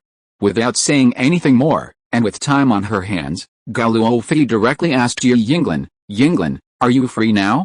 Could you please confirm if the picture on your page in Suze's booklet matches the picture in the letter you received? To ensure Yi Yinglan could see more clearly and to prevent any unforeseen consequences, Gao Luofei pointed the live stream camera directly at the page containing Yi Yinglan's information. The content appeared clearly on the large screen of the live stream, and now Yi Yinglan was even more certain. The patterns match. That means Suze is indeed her benefactor. Since this is the conclusion, Yi Yinglan said to Gao Luofei, Fifei, you guessed right. After comparison, it is indeed the same pattern. That means Academician Su is the person I've been searching for, the one who funded me and led me to where I am today. Academician Su is my benefactor. Yi Yinglan's voice trembled slightly at the end. Her usually strong face was now flushed with tears. Her bright eyes were also showing signs of redness. Seeing Yi Yinglan's condition, Gu Jiajia, sitting beside her, gently held her hands, offering silent comfort. As Yi Yinglan finished speaking, her words were broadcast to the live stream. The viewers in the live stream, after hearing what Yi Yinglan said, engaged in an even more heated discussion. Holy crap, it looks real. This booklet really is a list of those funded by Academician Su. Academician Su is truly a man of high moral character, low-key, and not at all vain. He's quietly done so much, this is to be expected. Since Academician Su says he's a member of the Qianlong Foundation, this is acceptable, this is nothing. Why do you say that? I don't believe it, this is just one side of the story. What evidence do you have? I need solid proof, exactly. If that's all, I can't accept this explanation. Although there were still some viewers in the live stream who didn't quite believe it, the percentage had decreased considerably compared to the beginning. After all, the facts were there, and some viewers were willing to believe it. After finishing this, Yi Yinglan quickly followed Gao Luofei and said, Fifei, I'm coming to see you tomorrow. The reason for tomorrow was that there were no flights to Hongdu City today. If there had been, Yi Yinglan would have left immediately. Yinglan, Didn't you say you were going to the research institute tomorrow? Gu Jiajia quickly asked upon hearing Yi Yinglin's words. Yi Yinglin was supposed to join the research institute tomorrow. If she went to Zhongdu City to see Suzette, wouldn't she miss her chance? Although she was joining the research group, the situation was sudden, and academician Chen Yang would likely agree after learning what had happened to him. After all, Suzette was a member of the Qianlong Foundation. Their research project funding came entirely from this foundation. If Yi Yinglin had a good relationship with Suzette, it would greatly benefit the future funding of the research project. Besides funding, the project scope was also provided by Suzette. With Suzette's help, the results would be twice as efficient. From any perspective, Chen Yang couldn't refuse this. Therefore, upon hearing Gu Jiajia's words, Yi Yinglin waved her hand and said, "Professor Chen Yang will definitely understand. I'll just let her know." Hearing what Yi Yinglin said, Gao Luofei replied, "Okay, give me the time, I'll come pick you up." Gao Luofei didn't refuse Yi Yinglin's offer and happily welcomed her. Hearing that Gao Luofei wanted to pick her up, Yi Yinglin quickly declined. She had already been there before and knew the way well. She could just take a taxi herself, there was no need to trouble Gao Luofei. Since Yi Yinglin said so, Gao Luofei didn't say anything more. And so, since the matter was considered over, Gao Luofei hung up the phone with Yi Yinglin. After hanging up, looking at the booklet, the four women's mindset completely changed. Although there wasn't much conclusive evidence yet, the information so far was enough for the four women to believe that this booklet was indeed a record of Suzette's sponsorship of others. The people listed in the booklet had all reached their current positions thanks to Suzette's help. After this incident, Han Jiajia's expression towards Suzette completely changed. Her eyes now held even greater respect and reverence. Suzette's actions revealed him to be a humble, selfless, and kind person. While the matter wasn't completely resolved, it wasn't too difficult either.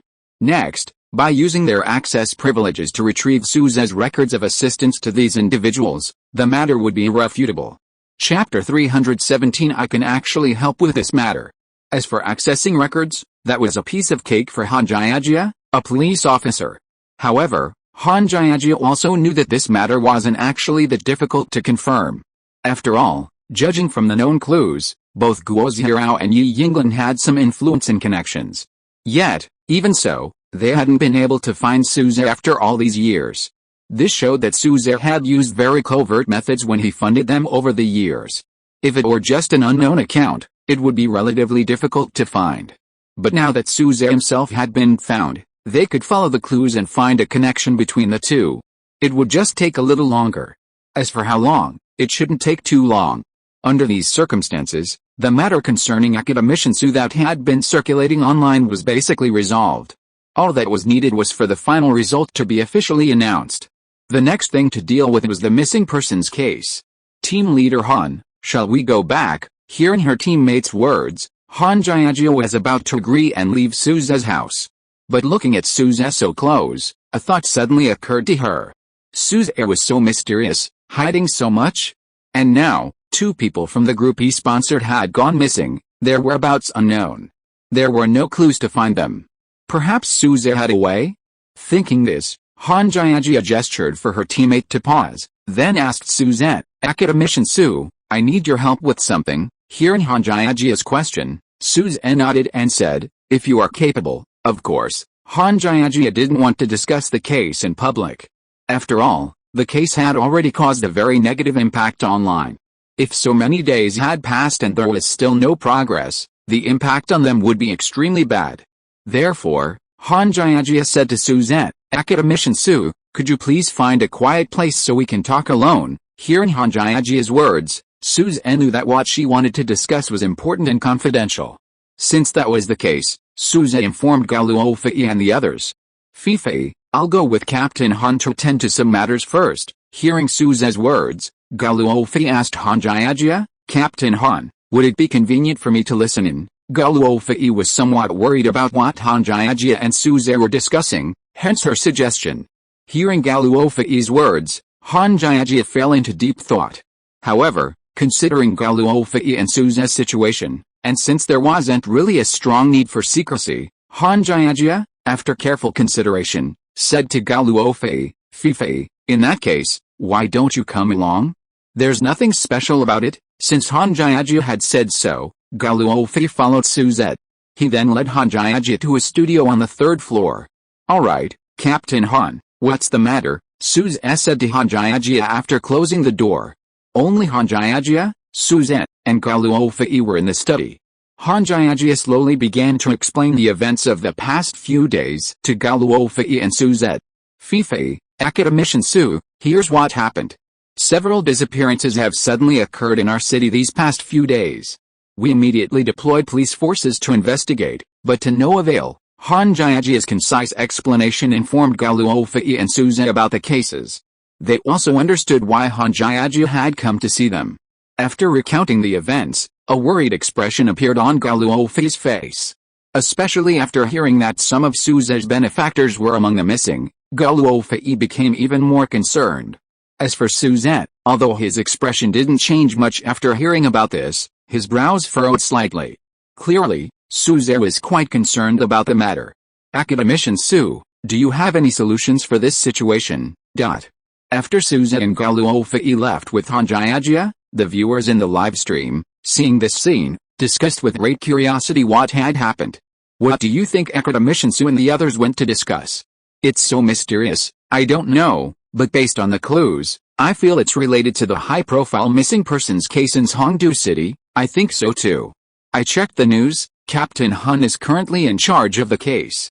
He's definitely here to solve it. In that case, let's hope we can get some useful clues from Academician Su so the case can be solved soon. This is a case. Academician Su is just a scientist, what help can he possibly offer? Academician Su is no ordinary person. Although he's a scientist, he's a treasure trove of knowledge. Who knows, he might surprise us." The viewers in the live stream were discussing enthusiastically, as were the 3 remaining women. However, they remained relatively calm. "Well, you know what, I actually have a way." Under the gaze of the 2 women, Suzette spoke up. If it were anything else, Suzette wouldn't be able to help, but since it was this matter, he could. If you are listening to this novel on a channel other than Fanfic World, it means it was downloaded and re-uploaded without effort. We warmly invite you to visit our channel, Fanfic World. There you will find the original version of this story and many other novels of various genres. We look forward to seeing you dive into a world of incredible novels. Chapter 318. This matter is too simple. Not for any other reason than that among the missing persons were people he sponsored. Every year, on the birthdays of these students sponsored by Suzette, regardless of their whereabouts or whether they informed Suzette of their location, Suzette was still able to deliver birthday wishes to them on time. This was made possible by a technology Suzette developed, a groundbreaking image processing technology. This technology could connect to satellite networks and surveillance networks in various countries around the world, as well as other mechanical devices capable of observing all aspects of society. Then, through an intelligent central processing system, the locked targets were stored in a system, and subsequently, through extremely high-speed image processing, the target could be located in the complex network world with maximum efficiency. Of course, because this technology was so advanced, its exposure could easily cause negative repercussions. Therefore, Suzette had not used this technology on a large scale since its design. He only activated the system when sending letters to his sponsored individuals to pinpoint their addresses. However, it seemed he was going to break that rule today. To pinpoint the missing person, Suzette was actually going to use this technology. When Han Jiajia asked about it, she was just trying it out, not really expecting to gain anything from Suzette. But now, Suzette's words caught Han Jiajia off guard. She hadn't expected him to agree so readily. "Academician Su, what did you say? You said you have a way," Han Jiajia asked again to confirm. Hearing Han Jiajia's question, Suzette didn't say much, but opened the door and went straight to his study. Gao Luofei didn't say anything about Suzette's actions, simply following closely behind. Gao Luofei had no doubt about Suzette's words. Indeed, if Suzette said he could solve it, then he definitely could. This was Gao Luofei's absolute trust in Suzette. "I wonder how long they'll be inside. At least half an hour, right? Who knows? After all, we don't know much about this." The viewers in the live stream and the 3 women were still discussing the private chat between Gao Luofei, Suzette, and Han Jiajia. They all agreed that it was unlikely they would come out anytime soon. But unexpectedly, it only took less than 3 minutes. The three women and the many viewers in the live stream saw Suzette, Gao Luofei, and Han Jiajia appear one after another in the live stream and in front of the three women. Faced with a woman's surprise, Suzette, Gao Luofei, and Han Jiajia didn't say much. After entering the study, Suzette went straight to the black laptop he had taken from the hidden compartment.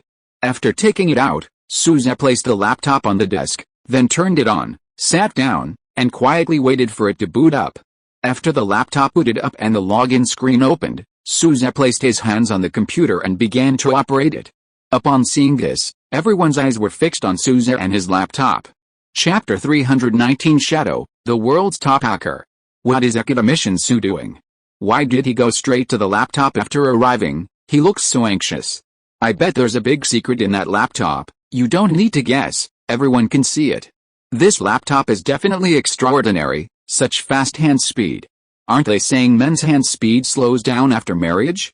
How come Academician Sue's is still so fast? Slow, do you really think it slows down after marriage? Shut up, please don't pollute my pure mind. I want to get off. Too late, you can't get off. The lively scene in the live broadcast room did not affect Suzette's behavior at all. As for the other 5 women, including Han Jiajia, Gao Luofei, and others, they all surrounded Suzette not far away, standing there, quietly watching Suzette's actions with their delicate eyes. Although they were not computer or software professionals, that did not stop the 5 women from watching the show. Since things had come to this point, and the laptop had been discovered, Suzette no longer intended to hide it and openly began using the laptop. He skillfully opened the familiar system icon on the desktop. Soon after, he entered a completely new interface. The interface was designed with a futuristic, minimalist, and aesthetically pleasing aesthetic. The viewers in the live stream began to discuss the content being broadcast. What software is this? I don't think I've ever seen it before. This UI was designed by a seasoned tech expert from the start. It must have cost a fortune. This interface is several times better than the one my company spent $1 million on for a professional design. I feel like I've been ripped off. Upstairs, if that's really the case, then your $1 million was well spent. This interface alone is worth at least $10 million. Information entry, search and location. The functions on this interface are a bit special.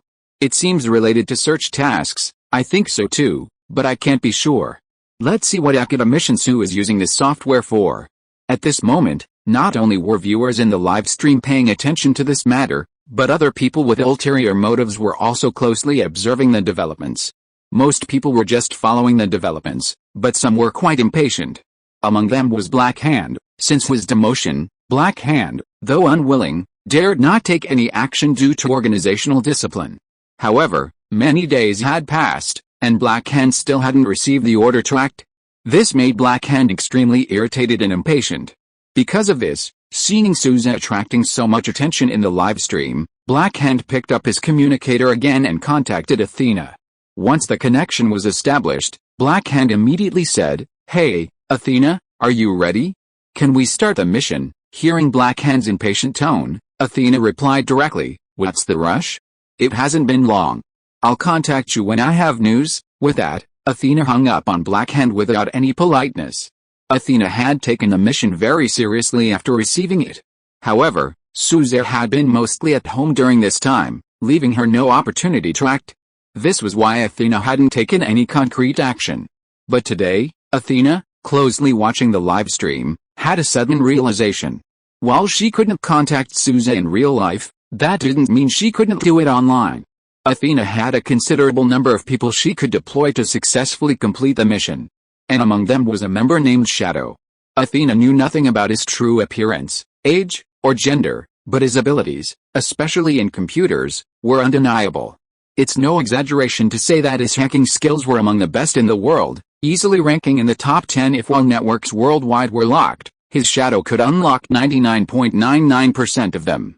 While the exact contents of the laptop Suzette was operating were still unclear, one thing was certain: its hidden location implied its immense importance. Now that it was connected to the network, accessing the laptop and stealing all the data might yield unexpected rewards. Athena hadn't considered the possibility of failing to accomplish this. Although recent events had shown her Suzette to be a jack of all trades, these skills weren't particularly relevant to hacking.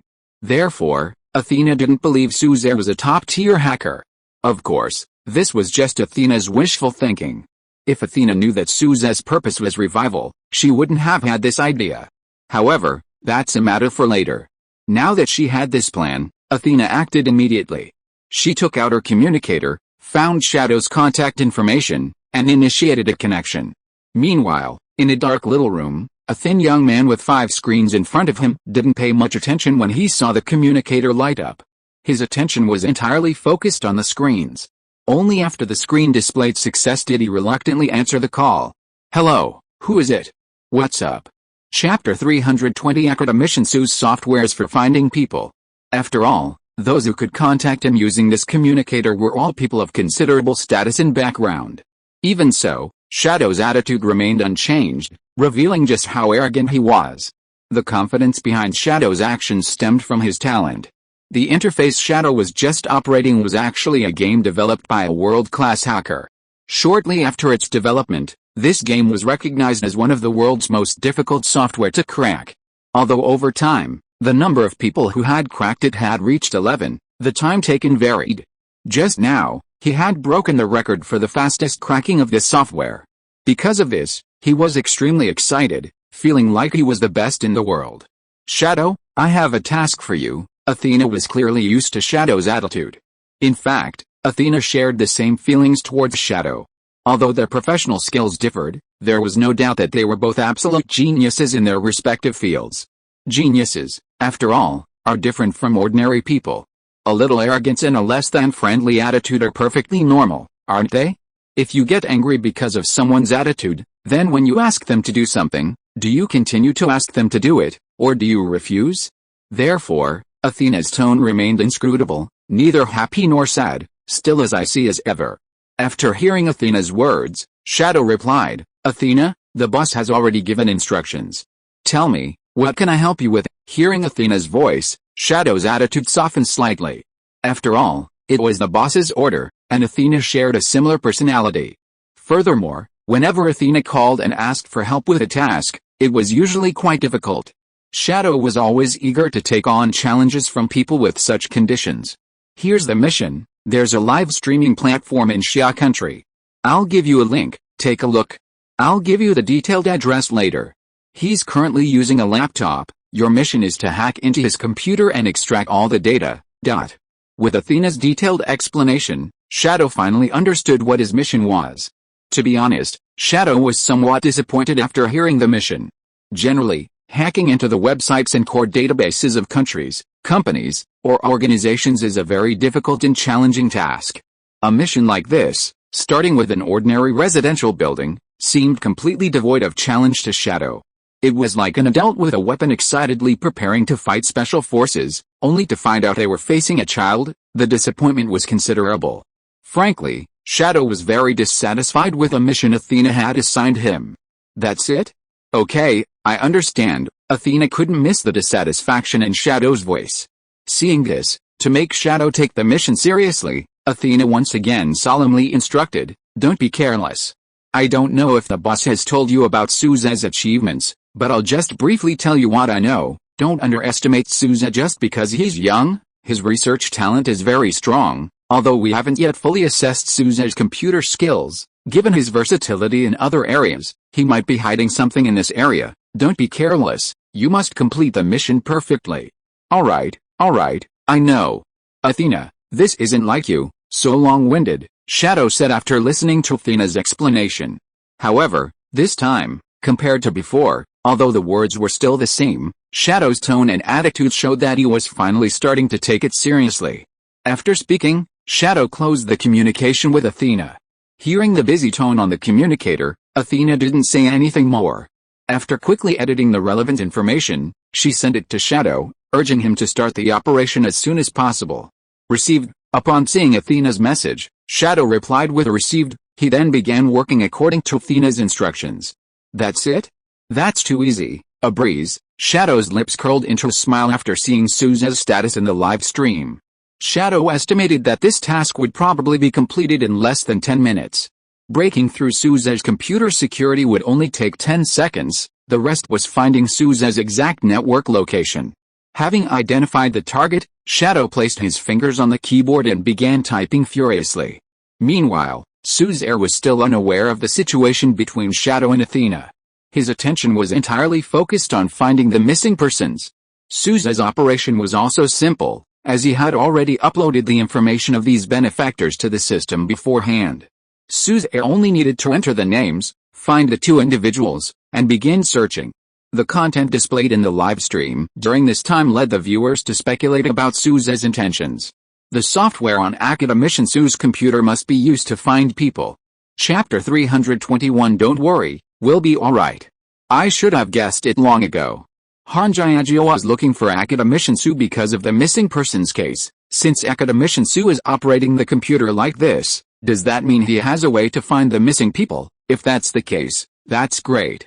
The families of those missing people must be frantic these past few days. That despicable human trafficker, if he's caught, he'll be in big trouble. Yes, he must be severely punished, dealt with swiftly and severely. Don't be too optimistic. Captain Han and her team haven't made any substantial progress after so long, which means the human traffickers are very cunning and not so easy to deal with. Although Academician Su has indeed brought us many surprises, human power is different from external tools. Academician Su isn't that good at this, is he? I took a quick look. Academician Su's system seems to be similar to the facial image recognition technology used by Skynet. It probably processes images through a terminal to find similar people, although I don't know the specifics. With the current facial recognition technology, although it has made great progress, with millions of people and so much image data, it's very difficult to identify them. Furthermore, even if they could identify them, do you think Captain Han and his team could wait until now? While we hope Academician Su can help resolve this, we must admit that what you said makes sense. The probability is likely low. Sigh, even Academician Su can't handle this kind of situation. Although the viewers in the live stream didn't have a unified opinion on this matter, each with their own thoughts, overall, they were pessimistic about Suza's search for the missing persons and didn't believe he could help Captain Han and his team find them. Since it was already a fully fledged system, Suza simply needed to find and add the facial images and information of the people he needed. After confirming the relevant information about the two kidnapped individuals, Suza sat quietly in his chair, watching the progress bar in the system slowly advance. 1%, 2%, 3%. The progress increased by about 3% minus 5% approximately every minute. This speed seemed slow and tedious. However, it's important to understand that this 1% represents a significant amount of information, tens or even millions of terabytes of data. The ability to process so much information so quickly is already phenomenal. With current facial recognition technology, processing that much information would likely take hundreds or even thousands of times longer. Suza glanced at the live stream chat, but remained calm and unmoved. Facts speak louder than words, saying anything now would be pointless. Once the person is found, all doubts will vanish. Seeing Suza sitting there without making any further moves, Han Jiajia didn't dare say anything, afraid of disturbing him. Time ticked by, and an eerie silence filled the study. The six people didn't whisper among themselves, simply sitting quietly, exchanging knowing glances. Meanwhile, on Suza's computer screen, the system progress bar had reached 95%, meaning it would be complete in about 2 minutes. Seeing this, everyone's eyes filled with anticipation. Everyone was hoping Suza would bring them good news. As for the viewers in the live stream, most were just watching the show. Whatever the final result, it wouldn't affect their enjoyment. Meanwhile, in contrast to the tense and expectant atmosphere here, another location was filled with a depressing atmosphere. Everywhere one looked, there were piles of broken sheet metal, scraps of paper, abandoned construction waste, and unused, broken furniture and household items. Such a filthy place should have been a habitat for snakes, insects, and rats. But now, there were very obvious signs of human activity. A thick layer of dust, about half a centimeter thick, covered the ground. On top of the dust, rows of messy footprints could be seen. Following the footprints, one could vaguely see some lights and some strangely shaped human figures. Boss, the goods we caught this time are of good quality. We're sure to make a good price, you little rascal. I know what you're up to. Don't worry, you'll get your share. After the goods are sold, you'll definitely be treated well. Thanks, boss. Long live the boss. Sister, do you think we can still go back? From a room not far from a group of men with tattoos on their arms, a weak female voice came from within. The girl speaking sounded pitiful and timid, clearly terrified. Hearing the words of a girl who looked about 15 or 16 years old and was still in high school, the girl beside her, dressed casually, petite and delicate, with eyes full of confidence, said, "Little sister, don't be afraid, we'll be alright." Chapter 322 Locating the hideout and launching a rescue. The girl speaking with such confidence was none other than Ren, the student Suze was sponsoring. Despite her young appearance, she was actually 22 years old and currently pursuing a master's degree in medicine. Logically, a girl of this age shouldn't be a target for this group. However, perhaps because Ren looked so young, they mistakenly assumed she was underage and brought here. Initially, the girl calling Ren sister assumed Ren was younger than her. But upon learning Ren was older, she began to see her as a pillar of support. This is why the scene before them unfolded. "It's okay, we'll be okay," Ren said softly, gently patting the girl's heaving voice as she sobbed with grief. In the dim light, no one could understand where Ren's confidence came from. Ren's confidence in her rescue stemmed from the fact that tomorrow was her 23rd birthday. Since she was 16, every year on her birthday, no matter where she was, she would receive a birthday gift from her benefactor. Initially, this startled her, as she thought she was being monitored. However, she gradually realized that no one was spying on her. Although she didn't know how to explain it, she attributed it to her benefactor's miraculous abilities. Since tomorrow was her birthday, the gift would arrive on time. Then, she would be able to contact her benefactor and be rescued. Hearing Ren's words, the girl, who had been sobbing softly, gradually quieted down. Having slept poorly due to her anxiety, she drifted into a light sleep. However, it was only a light sleep. The slightest movement would wake her. "Boss, the buyers for those two goods in the room have been contacted. They can exchange money for goods tonight, and the price is very reasonable. Is it discreet? Is it secure? Those cops outside are constantly searching for us. We can't afford to slip up and give ourselves away, boss. Don't worry. Don't you know how I do things? I've investigated everything, there won't be any problems. In that case, let's confirm. Let's find a place and meet to complete the transaction." The sounds of their discussion outside reached Ren's ears through the slight crack in the door. But upon hearing their voices, Ren's previously calm heart immediately turned panicked and tense. Ren's strong reaction wasn't because she was afraid her benefactor wouldn't be able to find her after she was bought. Rather, it was because Ren worried that if she and the girl parted ways and went to different places, what would happen if she couldn't find her or if something unfortunate happened to her? Thinking of this, Ren immediately felt regret. If only her birthday were today, then both of them could be saved.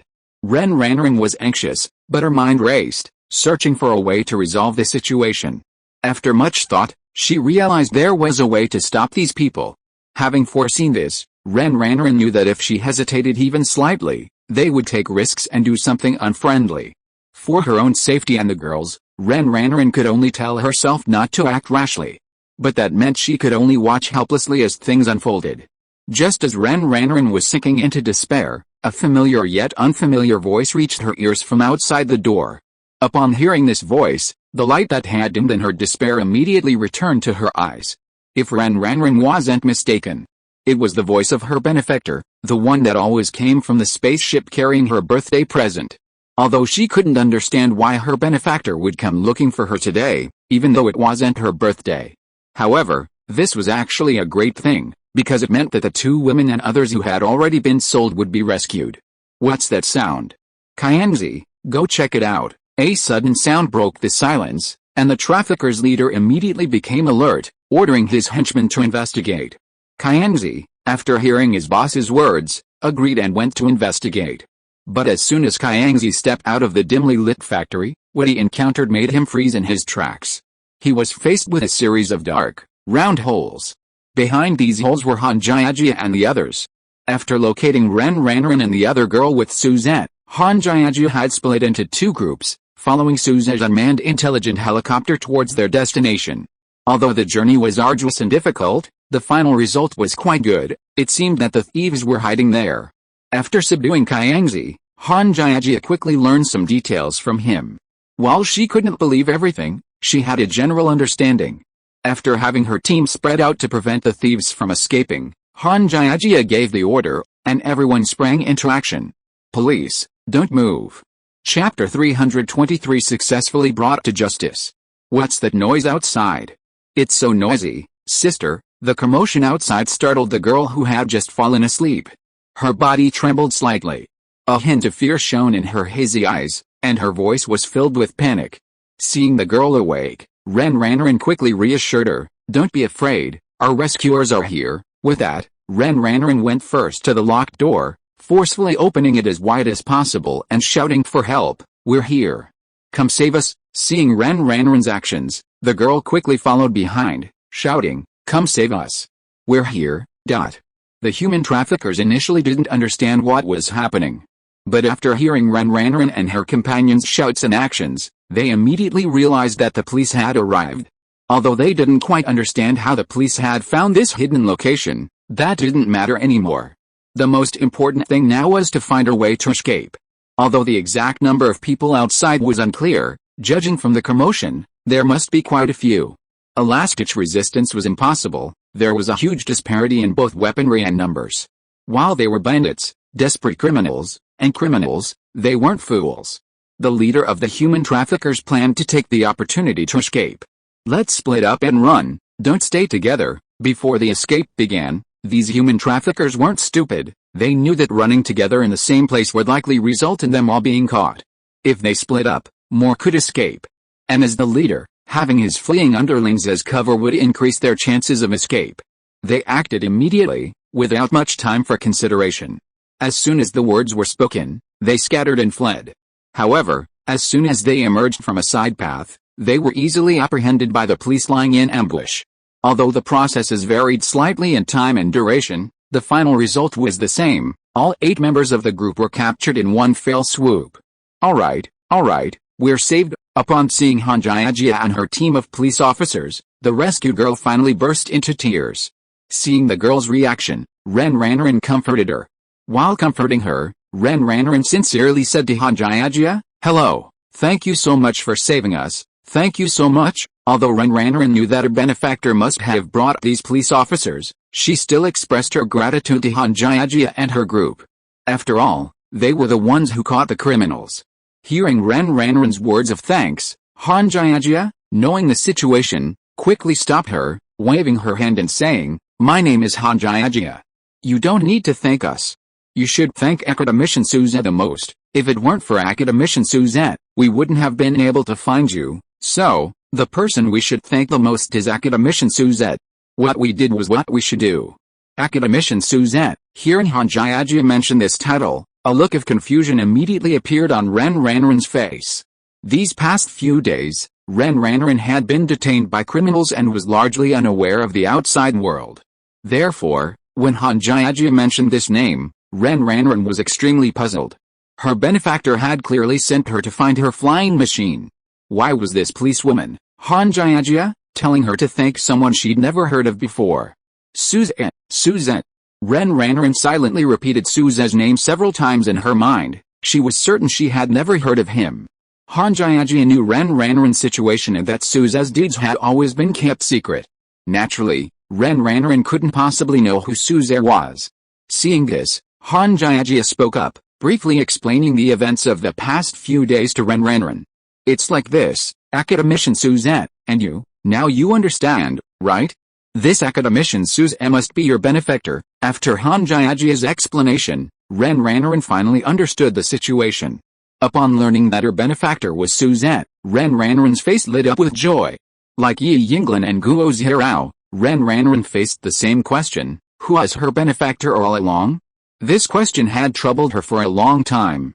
Today, she had turned misfortune into blessing, finally learning who her benefactor was. Meanwhile, after hearing Han Jiajia's description of the events, although the incident was quite simple, Ren Ranran could tell that her benefactor must be a very great person. After all, the title of Academician is not something anyone can obtain. Have you caught everyone? Let's go back to the station. After all the criminals were loaded into the escort vehicle and it was confirmed that no one was left behind, Han Jiajia led the team towards the station. As for Ren Ranran and the girl involved, Han Jiajia invited them to the police station to give statements and understand the situation. Shortly after Ren Ranran was rescued, another person sponsored by Suzette, guided by a drone, located her current hiding place. The location of her hideout impressed the police greatly. It was in the middle of nowhere, completely isolated. Without Suzette, they would never have found it. When the group found her, she was dressed in a red wedding gown, looking completely numb. If they had lingered any longer, it might have been too late. Fortunately, it wasn't too late. Chapter 324 This kind of software must be destroyed. After some interrogation, Han Jiajia learned from the criminal gang where the others had been sold. Following the clues, although the distance and time constraints prevented them from rescuing the missing persons immediately, it wouldn't be too far off. Jiajia, you did a great job this time. Seeing the case solved so quickly, Director Guo, who had rushed over, was overjoyed by Han Jiajia's sudden success. He abruptly ended his meeting upon hearing the news. Upon exiting the meeting room, he saw Han Jiajia and a happy smile spread across his face. He then praised Han Jiajia to the best of his ability. Jiajia, don't worry, since you successfully completed the mission, I will definitely recommend you for commendation at the city bureau. Han Jiajia quickly replied to Director Guo's praise. If it were her own achievement, she would have accepted the praise directly. But this time was different. The reason the case was solved so quickly was all thanks to Suzette. It's fair to say that without Suzette's help, given the location of the hideout and the methods used, even with twice the manpower, Han Jiajia wouldn't have been able to solve the case within 10 days. And even if they had, it probably wouldn't have been as easy and without any casualties as it was today. This is because during the post-incident cleanup of the hideout, prohibited weapons were discovered. Also, because their arrival was so sudden, the criminals didn't have time to grab their weapons. Otherwise, despite the numerical disadvantage, the desperate criminals would likely have fought tooth and nail before being caught. Director Guo, you misunderstand. The reason we were able to solve this case so quickly is all thanks to Academician Suzette. Without Academician Suzette's help, I really wouldn't have been able to solve this case easily. Feeling quite embarrassed by Director Guo's praise, Han Jiajia quickly explained to him. Director Guo, who was praising Han Jiajia, stopped talking after hearing her awkward words. The truth seemed to be different from what he had thought. Realizing this, Director Guo inquired with Han Jiajia about the specifics of how the case could be solved. Han Jiajia simply explained the whole story to Director Guo. After hearing Han Jiajia's account, Director Guo finally understood the true truth of the case. If what Han Jiajia said was true, then the resolution of this missing persons case was entirely due to Academician Suzette's efforts.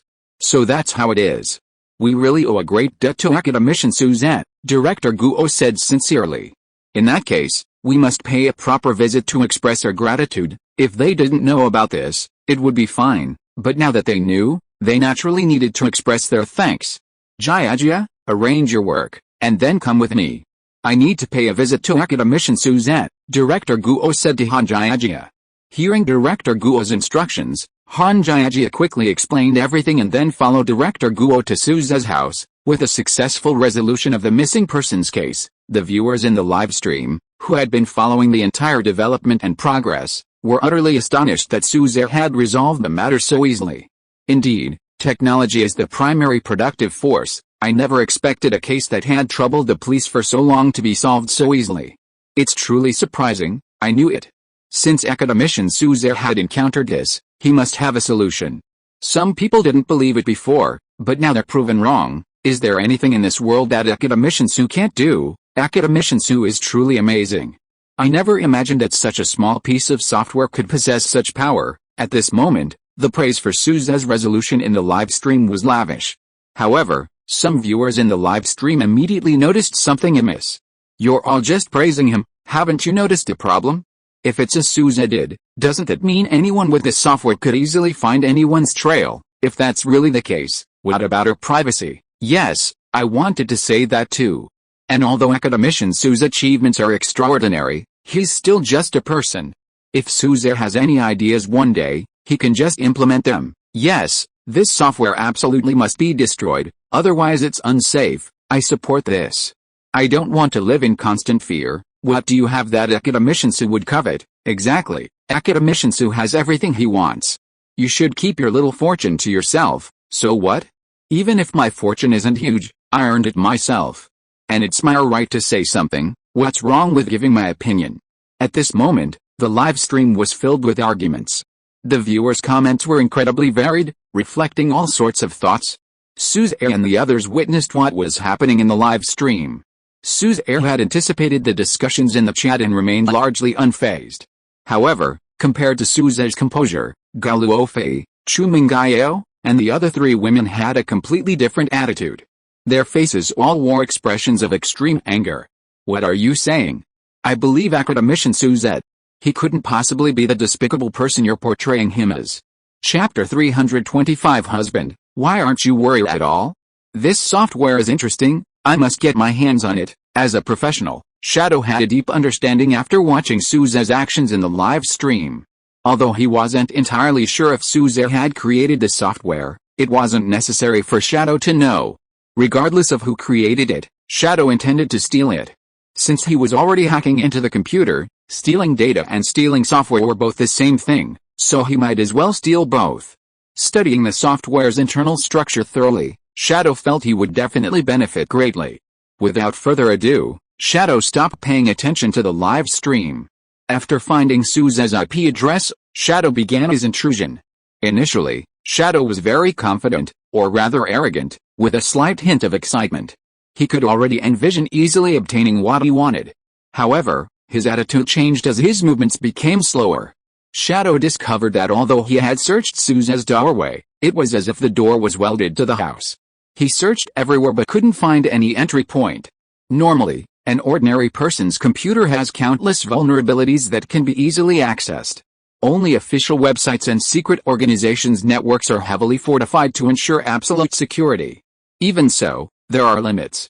While ordinary hackers might not find them, Shadow, even with some effort, could find them. The only thing Shadow hadn't been able to find was the updated servers of the Chinese military and secret departments. That level of protection was the most difficult and extreme he had ever seen. He spent nearly a day trying to crack it before giving up. He knew that with his skills and current technology, it was impossible. Now, seeing Suzair's computer security, Shadow had a sense of déjà vu. However, this security was strikingly similar to the one that had left him helpless. The only difference might be that it's much more robust. Warning.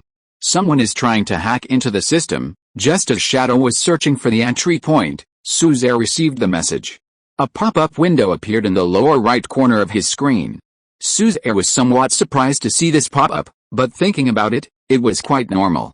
After all, with so many viewers watching the live stream, the existence of such amazing software was bound to attract unwanted attention. However, Suzair wasn't too concerned about it, as he had complete confidence in his skills. This security system was currently impossible for anyone in the world to breach. Unless, of course, the world's computing power increased 100-fold. However, while Suzair was indifferent, the viewers in the live stream were different.